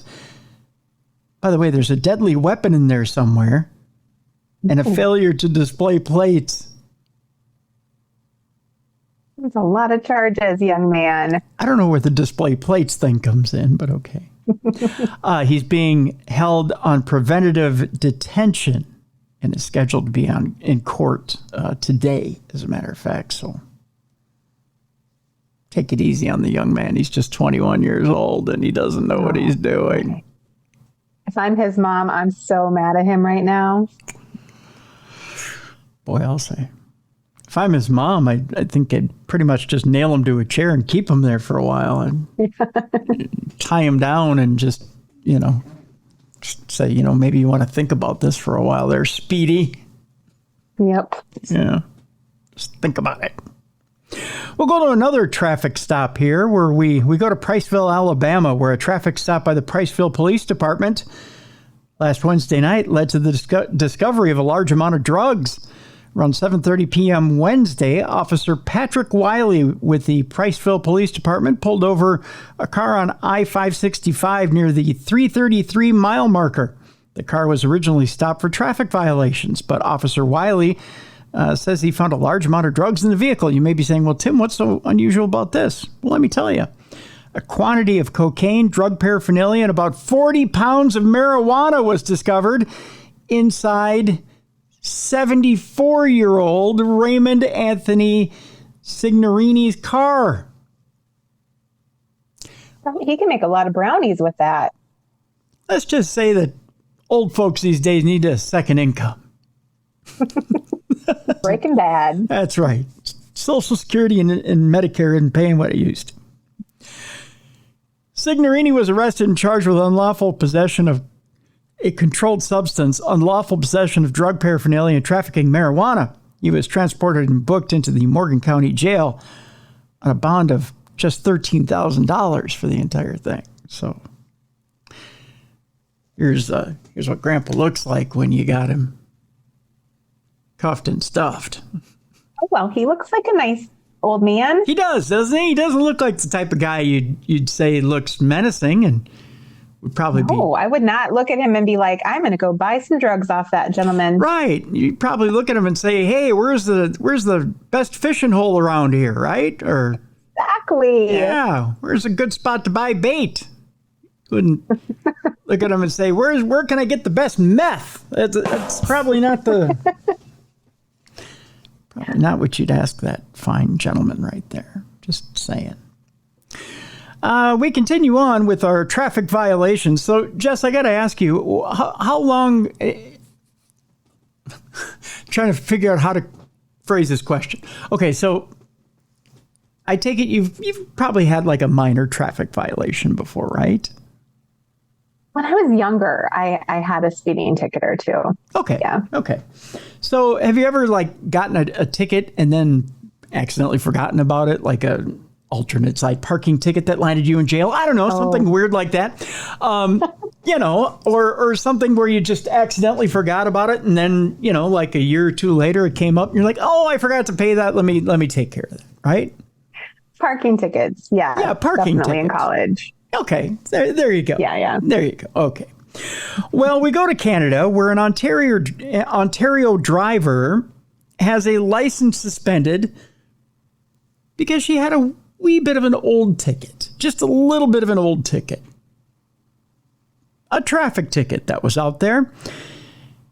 Well, Christine Coldwell was just a bit embarrassed when she found out that this traffic ticket was out there for about 13 years. What? And then ended up getting her license suspended because of it. Here's the story. An Ontario driver was shocked to get a letter in the mail saying her license had been suspended over a traffic ticket that she received 13 years ago. Well, no, she knew it was out there. I mean, she had to have known it was out there, right? She said, my driver's license was suspended because I had an unpaid driving fine, said Christine Coldwell of Mississauga. Coldwell said she remembered getting the ticket, which was for an improper turn in Toronto, and has an accountant. She said she keeps all of her documents, or as an accountant, she said she keeps all of her documents for 10 years. But since the ticket was from 13 years ago, she said she has no way to prove whether she or not that she had paid it. She said, I'm not disputing the fact that I got a ticket in 2011. I know I did, but I'm pretty sure I paid it, said Coldwell. If you get a traffic ticket, your license can be suspended and you'll be reminded to pay up when you go to Service Ontario. But Coldwell said despite many interactions with Service Ontario over the years, such as renewing her driver's license and her license plate, there was never any mention of an outstanding fine. So why should it be Ontario's problem?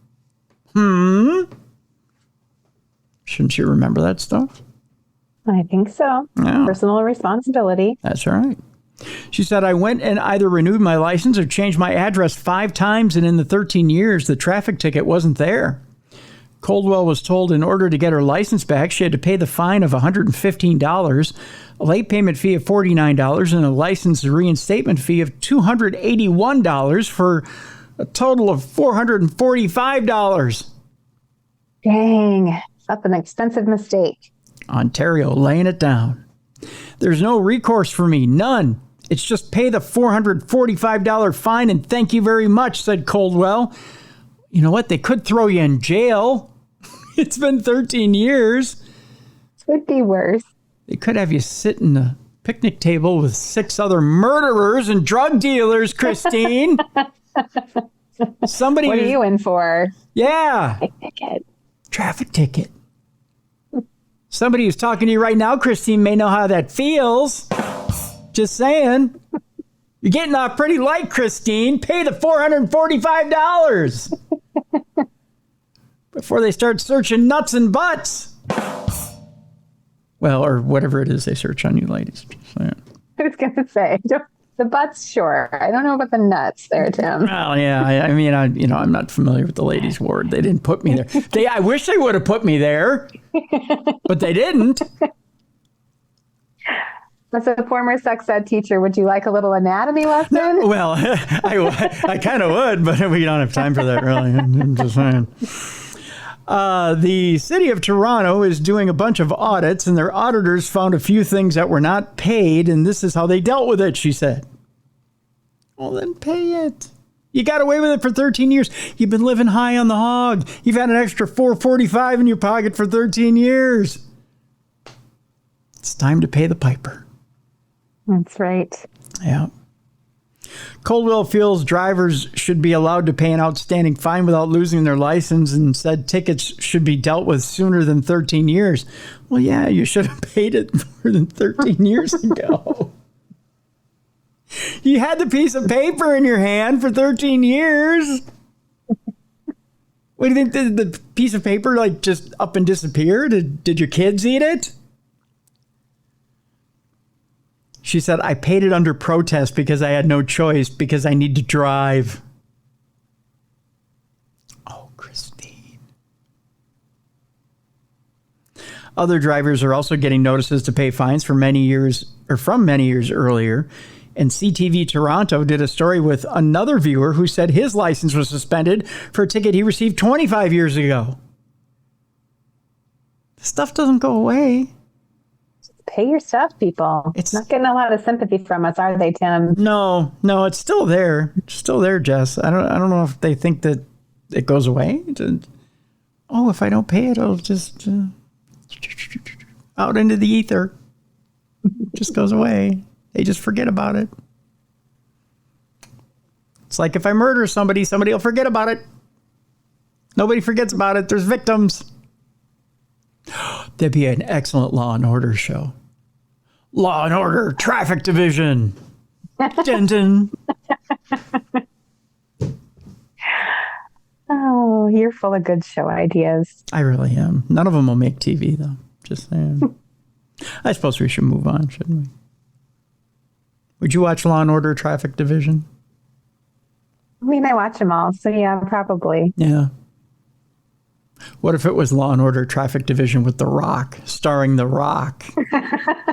Huh? I would watch it in slow motion every night. Yeah. Be like, stop. You owe us for alternate side parking. My husband would be like, why are you watching this again?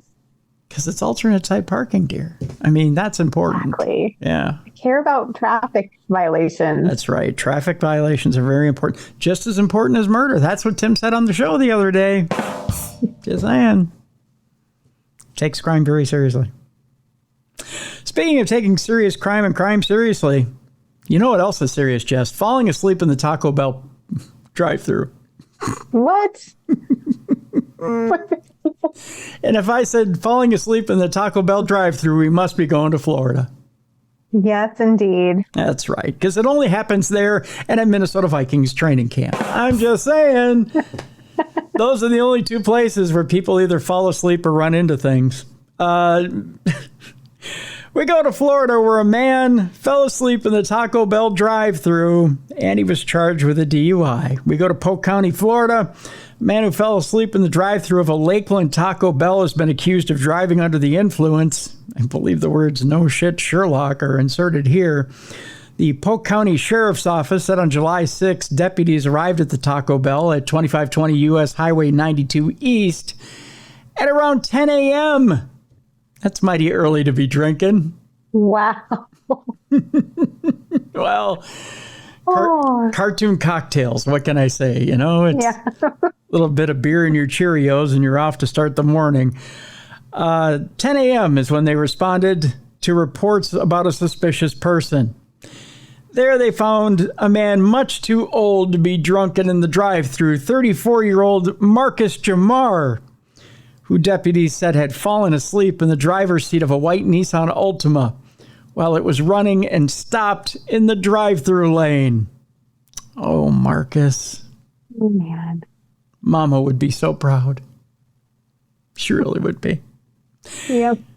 PCSO says deputies noticed Jamar's eyes were bloodshot and watery. He was slow to react and sweating profusely. Normally that would just be from the Taco Bell, but his breath also smelled of alcohol. According to deputies, Marcus had a Taco Bell receipt, a stick of gum, a Florida ID card that belonged to another man in his hands when they found him. It was a wild night, Jess. What can I say? I guess. Wow. Yeah. Or wild morning. Yeah. They added that inside his car. They found an open bottle of Crown Royal, some fentanyl, and marijuana. So that'll Yikes. top off the night as well, I guess. Jenkins was arrested for DUI and taken to Polk County Jail. He was also charged with 3 other felonies and 4 other misdemeanors. No word on if he did actually get his breakfast while he was there in the Taco Bell drive-thru as well. So there you go. We continue on. We were going to Pennsylvania for this next story, which, by the way, is food related. I think I found the perfect crime. Unfortunately, these two were caught at it, but nonetheless, they might have found the perfect crime or come up with the perfect crime. We're going to Williamsport, Pennsylvania.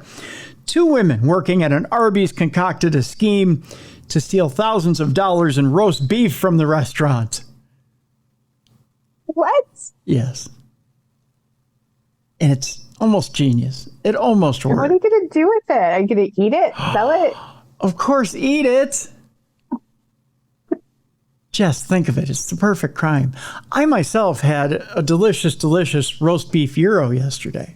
You got to get it without the lettuce because you don't want to become a human salad shooter. I'm just saying. But what you do, essentially, and you get it with the extra beef. So then that way you've got very little of the fake Euro pita, which is what it's not a real Euro pita. I don't know what they make their pitas out of, but it's not a real pita. But people who are watching this on video will see my hand is stretched as far as it will go. That's about how high. It's about probably 5 inches of roast beef, right? If you get double beef. How do you even put that in your mouth? You don't. You have to use a fork and knife. But you just eating like a gentleman. Yeah. Well, or King Henry, one or the other, right? So what you do is you cut up that 5 inches of roast beef and start working your way towards gout is what you do. And you just start eating that thinly sliced beef mixture because it's not really roast beef. I mean, it's pressed beef slime or whatever it is. I don't know. But it's so good. Yeah. It's like roast beef bologna. Yes. Right? Beef-aloni is what it is. Yes, beef-aloni. But it's so good. Oh, it's so good. But that's why I don't work at Arby's, because I would take a whole loaf of that home with me a night, which I'm finding. You'd be in trouble. I would be in trouble because I'm finding out now through reading this story, it's illegal. But you know what is legal? And this is why I would also get in trouble. I'm going to read this story. You're going to find out why I'd be in trouble for working at Arby's. Ready for this, Jess? Here we go. 2 women working at Arby's concocted a scheme to steal thousands of dollars in roast beef from the restaurant, according to police. 21-year-old Shania Aliyah West, who may become my new wife because she's figured out the perfect scheme, and 63-year-old Stephanie Davis, not that she wouldn't be my wife, but she's old enough to become my new mama. Just saying, because she's the other co-conspirator here, of Williamsport, are now facing felony charges for allegedly stealing more than $3,000 worth of food and drinks from the store. Originally, I thought that said $63,000 worth of food. I really would have wanted to be adopted at that point. But it was just $3,000 worth of food and drinks from the store located in Williamsport. Here's what Trooper Dylan Hauser said happened. In July of 2023, owner Linda Ray contacted police after discovering a discrepancy in the roast beef log sheets. Yes, there's such a thing. Over the previous few months, they logged their roast beef. They logged their beef. They logged their beef. Initially, she believed the roast beef wasn't being measured properly or it was being wasted. She later discovered West and Davis were slicing the beef and hiding it in a non-working oven before putting it in the trash. Huh? Interesting. Very smart. There's no off position on the genius switch with these two. Just saying. Manager Kevin Morrison told the police the company policy states employees can take home leftover sliced beef at the end of a shift with permission. This is why I don't work at Arby's.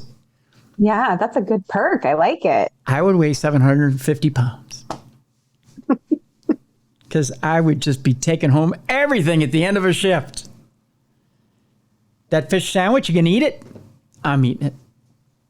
That chicken filet, you can eat it? I'm going to eat it. That half a loaf of beef, you can eat it? I'm going to eat it. I'd go nuts. During one shift, Morrison watched as West and Davis sliced a large amount of beef. I would too. That was then thrown out at the end of the night. However, West seemed eager to take out the trash, he explained. I bet she did. She was eager to take that trash out, boy.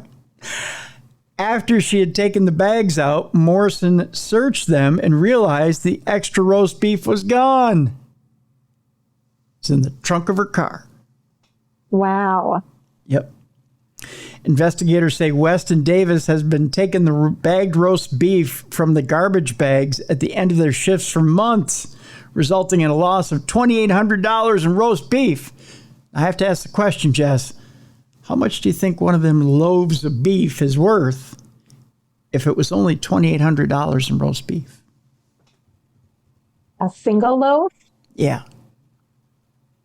I don't know. I mean, I can't even speculate. I don't know what piles of meat cost.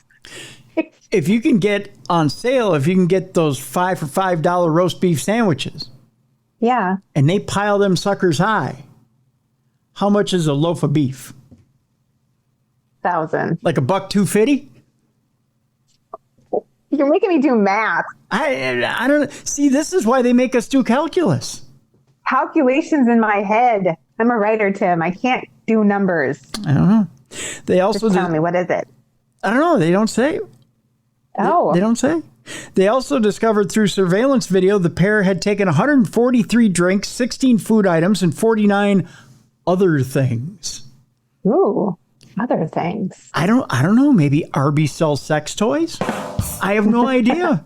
I was going to say sports, but you went to sex toys. Well, the Arbrator? I don't know. I mean, what do they sell? The total amount they allegedly stole was worth $3,495. What's in Arby's that's worth that much? Beef, man.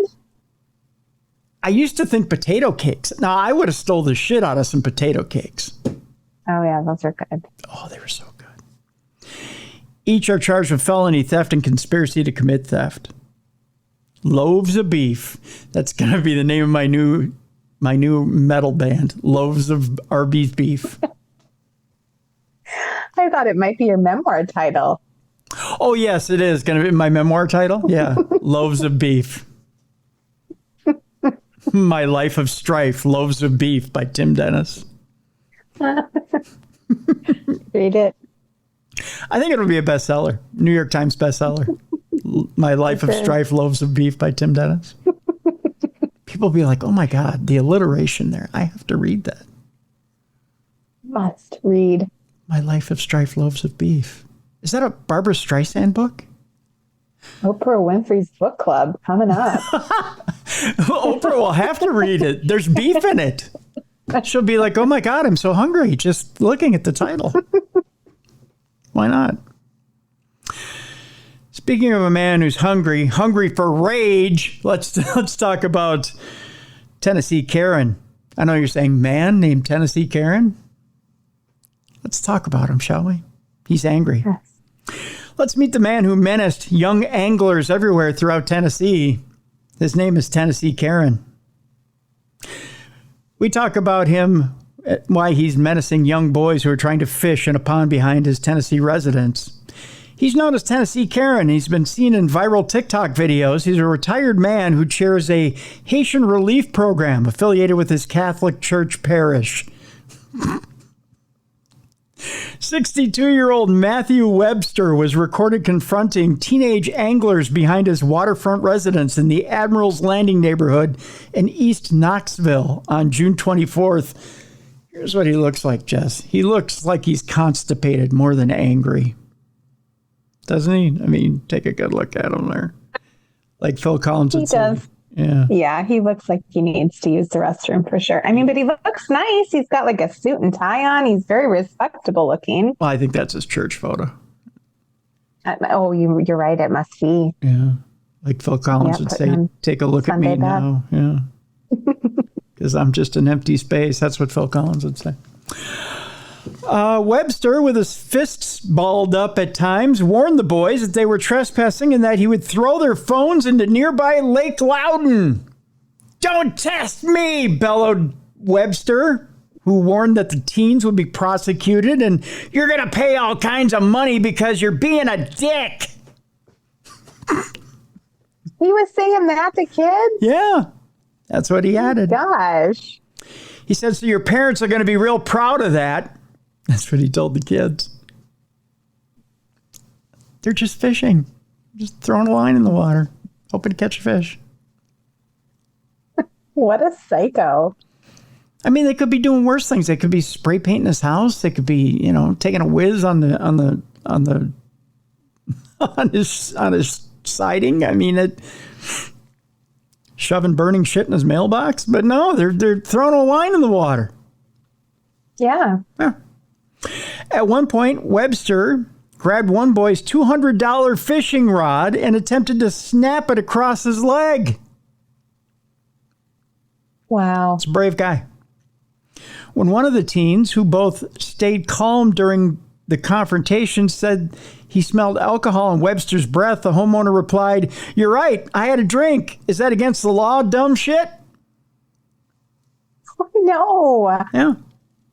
This guy's going to have a lot to say in his next confessional, I'm afraid. Yeah. I'm sure the pastor is real condoning of his language towards these young men. Yeah. Webster and his wife, Eileen. I have a joke here. You know what his favorite song is? Come on, Eileen. Thank you.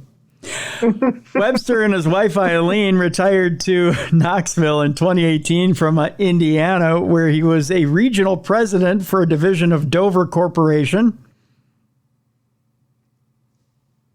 You know who the CEO of Dover Corporation is? No. Ben Dover. I should have known. The Matthew C. Webster Trust purchased the 3,000 square foot home for $485,000 in July of that year. In 2021, the deed was transferred to the Webster Family Community Property Trust. Upon relocating to Tennessee, Webster volunteered to head up the Haiti Outreach Program, a volunteer group of the Cathedral of the Most Sacred Heart of Jesus, where Webster's daughter was married in 2018. The relief group, which Webster chairs, raises funds to provide impoverished children with daily nourishment, clean water, education, and health care, and other much-needed services. But by God, don't let them see a fish. No kidding. Just saying. According to its website, the group, which raises around $200,000 annually, seeks to aid our brothers and sisters in Christ by improving the lives of people in the poorest regions of the Western Hemisphere's poorest nation. But don't they dare pick up a fucking fishing pole. Don't do it. Webster also appears to play sorry for the language, folks. Webster also appears to play a role in his neighborhood's homeowners association. In one video, a woman can be heard telling the teens that Webster is the president and knows all the Admiral's Landing residents. While the teens told Webster that they had called police, it is unclear if cops responded to the scene. Kimberly Glenn, a Knox County Sheriff spokesperson, told The Smoking Gun that after the videos were brought to the office's attention, detectives opened an investigation, which is ongoing. Since the matter involves juveniles, further details about the probe are confidential. I know this much. You don't want to get around him around hunting season.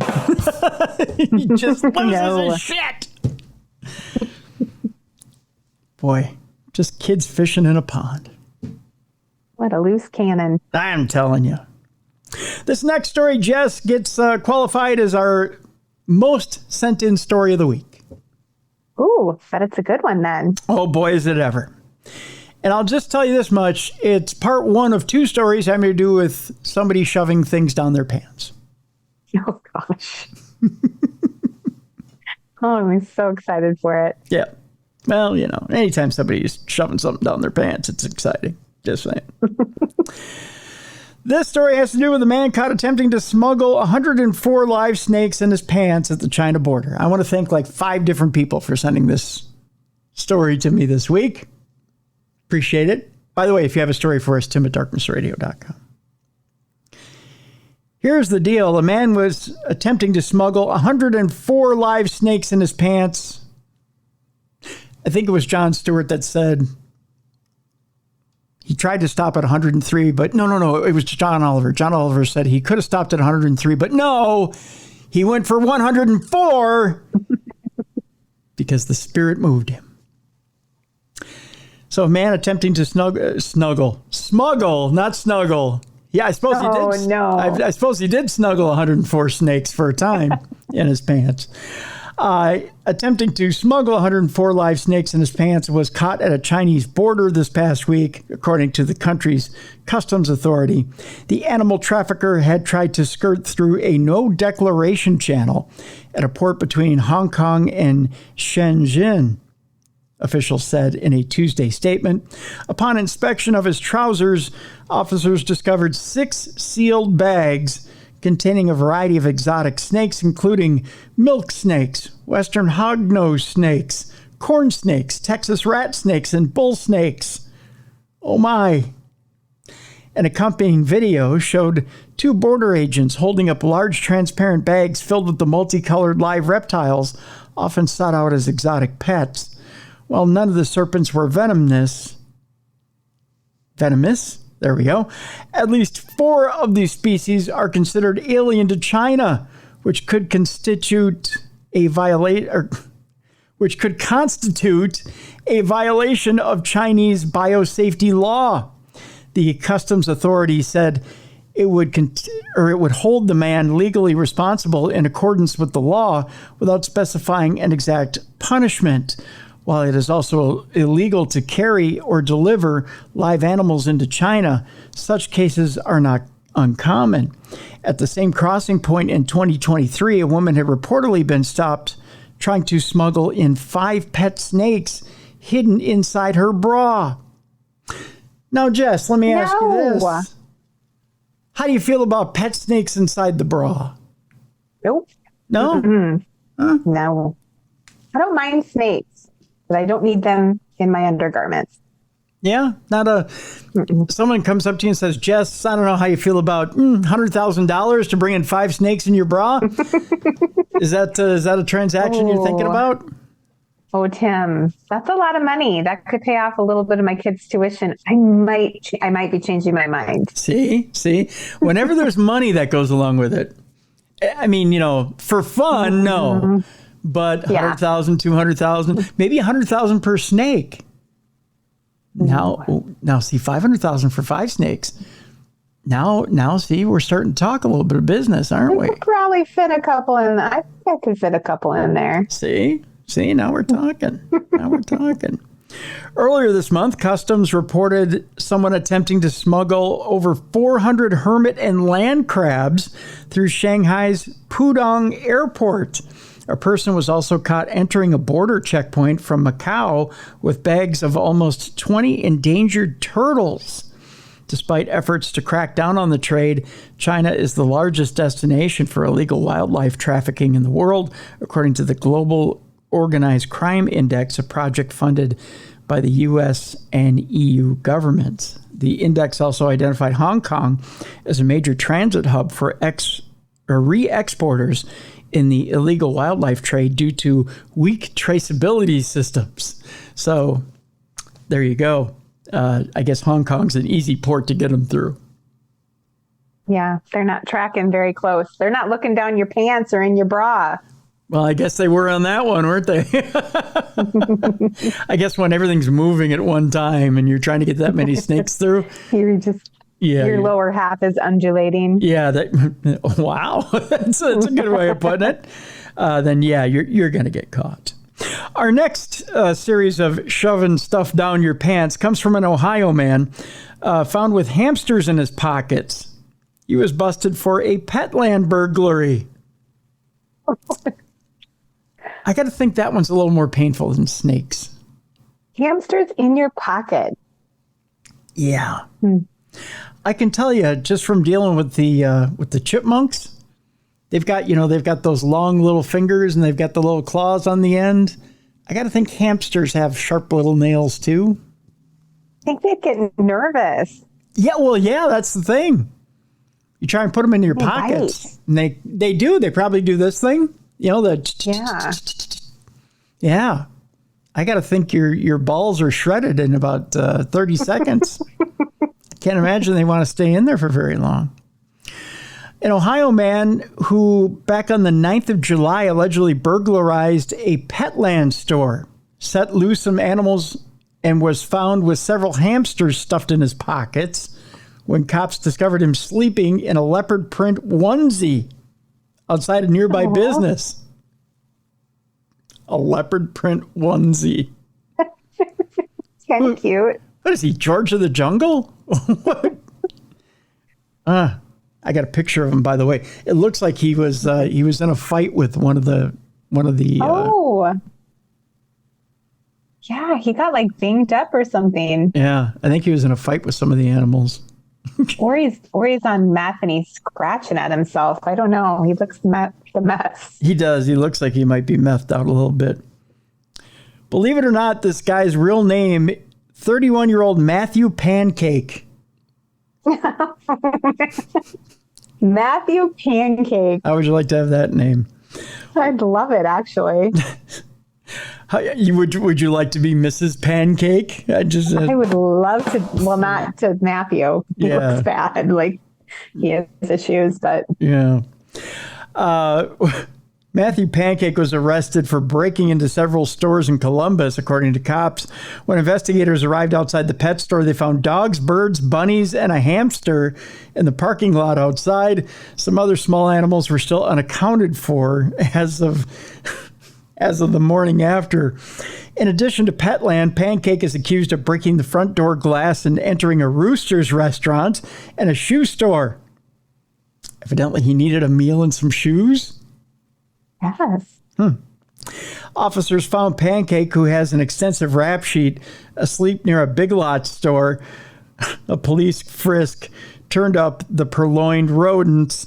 Charged with vandalism and breaking and entering, both felonies. Pancake was booked into the Franklin County Jail after being treated at a local hospital for injuries he apparently suffered during the pre-dawn break-ins. Pancake is scheduled for arraignment in Franklin County Municipal Court. So you're in the pet store and you're thinking, oh, what can I steal? Hamsters. Where am I going to put them? In my pants. Where's the logic in that? Why not shoebox? I was just over at the shoe store getting a brand new pair of kicks. Why not put them in the shoebox and put a hole in the shoebox? What point do you lose your logic? They were still in his pockets when he was arrested. He was napping. Yeah. So maybe they were just napping with him. I mean, they must have felt nice and cozy in there. I bet it was warm. Maybe. It's like being in a little den. Yeah. Weird. Yeah. So weird. Yep. Strange man. It's time now for a not safe for work part of the show. We're going to go straight from hamsters in the pocket to something else in your pocket. It's time now to take those kids and move them off to the side. We've already traumatized them enough with hamsters in their pockets. They don't need to hear anything else. If you're at work, put in your earbuds or turn down your devices so that your boss can't hear the rest of this show. I already dropped an F-bomb. That should be more than enough for him. We'll do this in 5, 4, 3, 2, and here we go, Jess. First of all, I just want to show you a picture of Iowa's poor man's Robert Plant. There he is. Right. All right. Some fellow Iowegian. Your fellow Iowegian, as we tell you about what he did at a come and go. Literally come and go. Yep. An Iowa man has pleaded guilty to pleasuring himself outside a come and go convenience store because if you see it, you must do it. Monkey see, monkey do. Right? After completing the lewd activity, yes, he did truly come and go. 55-year-old Kenneth Lee Kelly, who should know better, departed for his nearby Iowa City residence. Oh, dear God. In a written plea, Kelly recently copped to indecent exposure, a serious misdemeanor. The sentencing hearing has been set for August 15th at the Iowa City Courthouse to give the victim the opportunity to attend and or present a victim impact statement.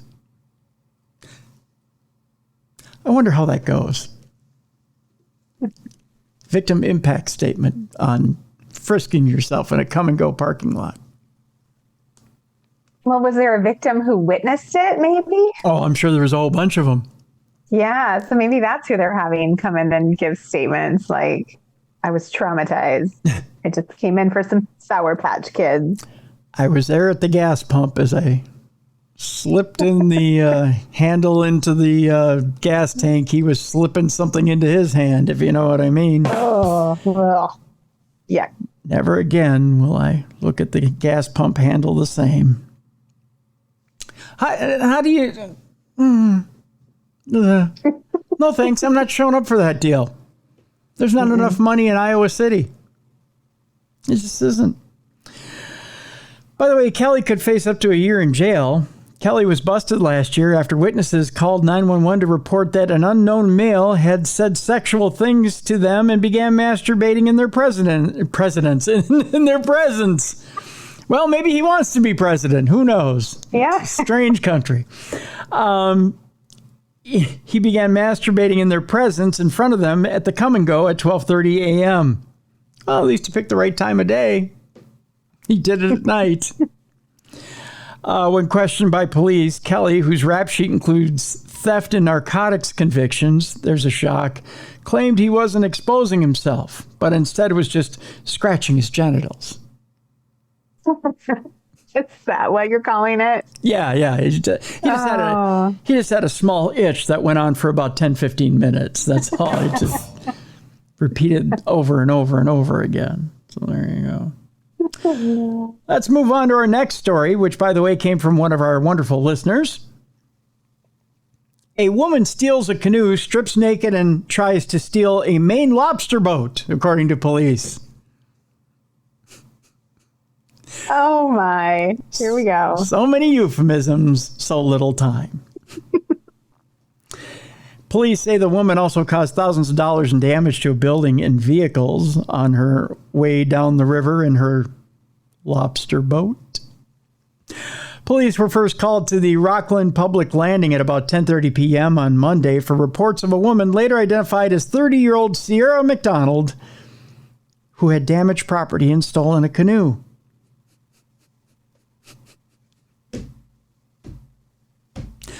Try not to draw the euphemism too hard between canoes and being naked. Okay. Officers found McDonald just offshore. In the canoe, but say when they started talking with her, she got in the water, stripped naked, got on a nearby lobster boat, and tried to untie it. Oh, the random actions here. Police took McDonald into protective custody and took her to the hospital for an evaluation. Early Tuesday morning, police said they found significant damage to a building and several vehicles in Rockland's South End, where officers say windows were smashed with rocks. Damage was estimated at about $10,000, and police say McDonald was responsible. Once she was released from the hospital, McDonald was charged with theft, criminal mischief, aggravated criminal mischief, and violation of conditions of release. Well, she got some release out of it, I guess, right? I guess. Sometimes you just got to go a little crazy. You just got to... She's just having a moment. That's right. Just get naked, go nuts, destroy shit, and get in a canoe, right? And then strip all your clothing off and feel free. You ever had a moment like that? What was the thought? No, I have not. No, I haven't either. No. I'm just saying, sometimes you got it. I never have. Never, ever. If I ever feel like I'm going to, I will call you. Okay, thank you. I appreciate that. And you can help. You can save me. Thank you. I'll have that intervention. Yeah. I'll say Jess. Or videotape it. Either way. Yeah. I'll probably do both. But I'll just say, Jess, put the rock down. Don't throw it through the building. If you feel like you need to take your clothes off, by all means. But I mean, but just let's take a breath and hold on. I got to find my camera, but just take a breath. It's going to be okay. You're going to be all right. Fair enough. Very helpful. Very helpful. See, there you go. I try to help. That's what I'm here for. That's what friends are for. And if I do that, just say, Tim, the kids from Anoka State Hospital are on the way. Just say it, authorities are on their way. Just stand still. All right. And our final story today. on Dumb Crime, Stupid Criminals. The headline is simply this, Jess. I have to show you this woman. And I have to ask the simple question, have you seen this woman naked? Another naked woman? Another naked woman. I've not seen her naked. She does look very happy, though. I mean, she looks really nice. She does. She looks extremely... I would hang out with her. She looks extremely happy and extremely soon to be naked. In Key West, they say, let your hair down, not your pants. That's what the headline says. Yeah. A 35-year-old woman was arrested for vigorous public performance. Vigorous? Vigorous. Hey, I'm intrigued. Well, here we go. It says, sure, let your hair down in Key West, Florida. Your pants, not so much. A 35-year-old woman is behind bars after police spotted her vigorously pleasuring herself in public, according to a report detailing the alleged lewd act. In response to an eyewitness report, officers were dispatched to a local park, referencing a male that was passed out with his pants down. Ooh. Ooh. Ooh. There's a lot going on in this story. There is. Now, we should explain, when I showed Jess the picture of the woman, in the picture of the woman, she has extremely short hair. Yes. Well, notice I said that there was a call to police saying there was a male with his pants down. Oh, it was her. It was her. Yeah. Okay. Okay, so they didn't realize that this woman had short hair. Okay. So upon arrival at Bayview Park at around 6:30 a.m. on Tuesday, officers realized that the subject lying on the ground behind the statue of Jose Marti, the Cuban independence leader, was actually a woman. Come see, come saw. To each their own. I don't know that even makes sense. I don't know what that means. I don't know. I just make shit up as I go along. A member of the public flagged down cops to report that they witnessed the woman with her pants down, stimulating or rubbing her genitalia. A similar sighting was reported by Officer Frank Betts, who told a fellow cop that he watched the suspect vigorously stimulating herself. Wait a minute. A similar sighting was reported by an officer who told a fellow cop. Why didn't the cop do anything? He's like, hey, I see this. Hey, dude, check this out. I know I should do something about this, but... The report does not indicate how long the officer observed the solo crime being committed. Of course not, because he'd probably get in a little bit of trouble. Probably a little too long. Yeah. Police identified the woman as Teresa Dunleavy, who's an Oklahoma native whose address is listed as Streets of Key West in the incident report. So I'm thinking she's probably unhoused. Homeless. Yeah. In her defense, she was in her bedroom. Yes. That bench is where she sleeps. Thank you, Jess. Thank you. Yes, she was in her bedroom. So you people were invading her space. Exactly. Let the woman have some privacy. So maybe that cop should get arrested for being a peeping Tom. Peeping Tom. Yeah. Yeah. I can dig it. When a cop approached Dunleavy, she was pulling her pants up and said she had no idea why police were called to the park, which is in the center of Key West. Charged with indecent exposure, a misdemeanor, Dunleavy, who was booked into the county jail, she was being held on $5,000 bond. Dunleavy is scheduled to be arraigned on July 26th. I think she's just confused because, hey, she was in her bedroom. You people are all peeping Toms. You all are sick perverts. She was just doing what nature called her to do. She was just being a happy camper. I don't see anything wrong with it. I agree. Yeah. That's how we end Dumb Crime, Stupid Criminals today. A couple of pervert cops. Wow. Breaking in on a woman's bedroom. It's a shame, really. Just saying. Oh, this episode, Tim. Yeah. So much masturbation. I know. I don't know what's wrong with me. Anyway. Jess, we have news on the trip front with you, don't we? Yeah, I actually, when we were getting on earlier, I told you I was quickly putting together a promo code for our listeners for my event coming up at the Palmer House in November. Mm-hmm. So if you go to my website, you go to the events, you'll be able to see the event for the Palmer House. Actually, it's on the Ghost Stories Inc. website. So that's Ghost Stories Inc. or ghoststories.inc. Sorry. And if you use the code darkness20, all capital letters, darkness20, you can get 20% off the tickets. All right. Well, we'll put a link up for Ghost Stories Inc. So you can go to there and use that promo code. We'll remind you in the description of the show in case, you got a short memory. Because I know, Lord knows I have one too. So we'll put a reminder in the description of the show so you can go get that discount and you can join Ghost Stories Inc. out there at the Palmer this winter. So there you go.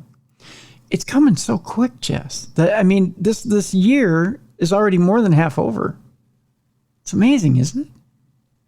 Goes too fast. It does. So get your tickets. Do yourself a favor, whether it be an early or late birthday present or an early holiday present to yourself, go get tickets for that investigation. So not only that, but you guys do such wonderful things surrounding the investigation. There's always something artistic going on. It's always a cool party around the investigation. So you guys always have something really cool going on around those investigations. So yeah, and it's super friendly for younger people. I wouldn't say bring a 10-year-old, but we have a lot of families that come, and we've had families come with the parents had bought Christmas tickets for their kids, and it was teenagers, and it was a blast. So we're very PG. There you go. So there you go.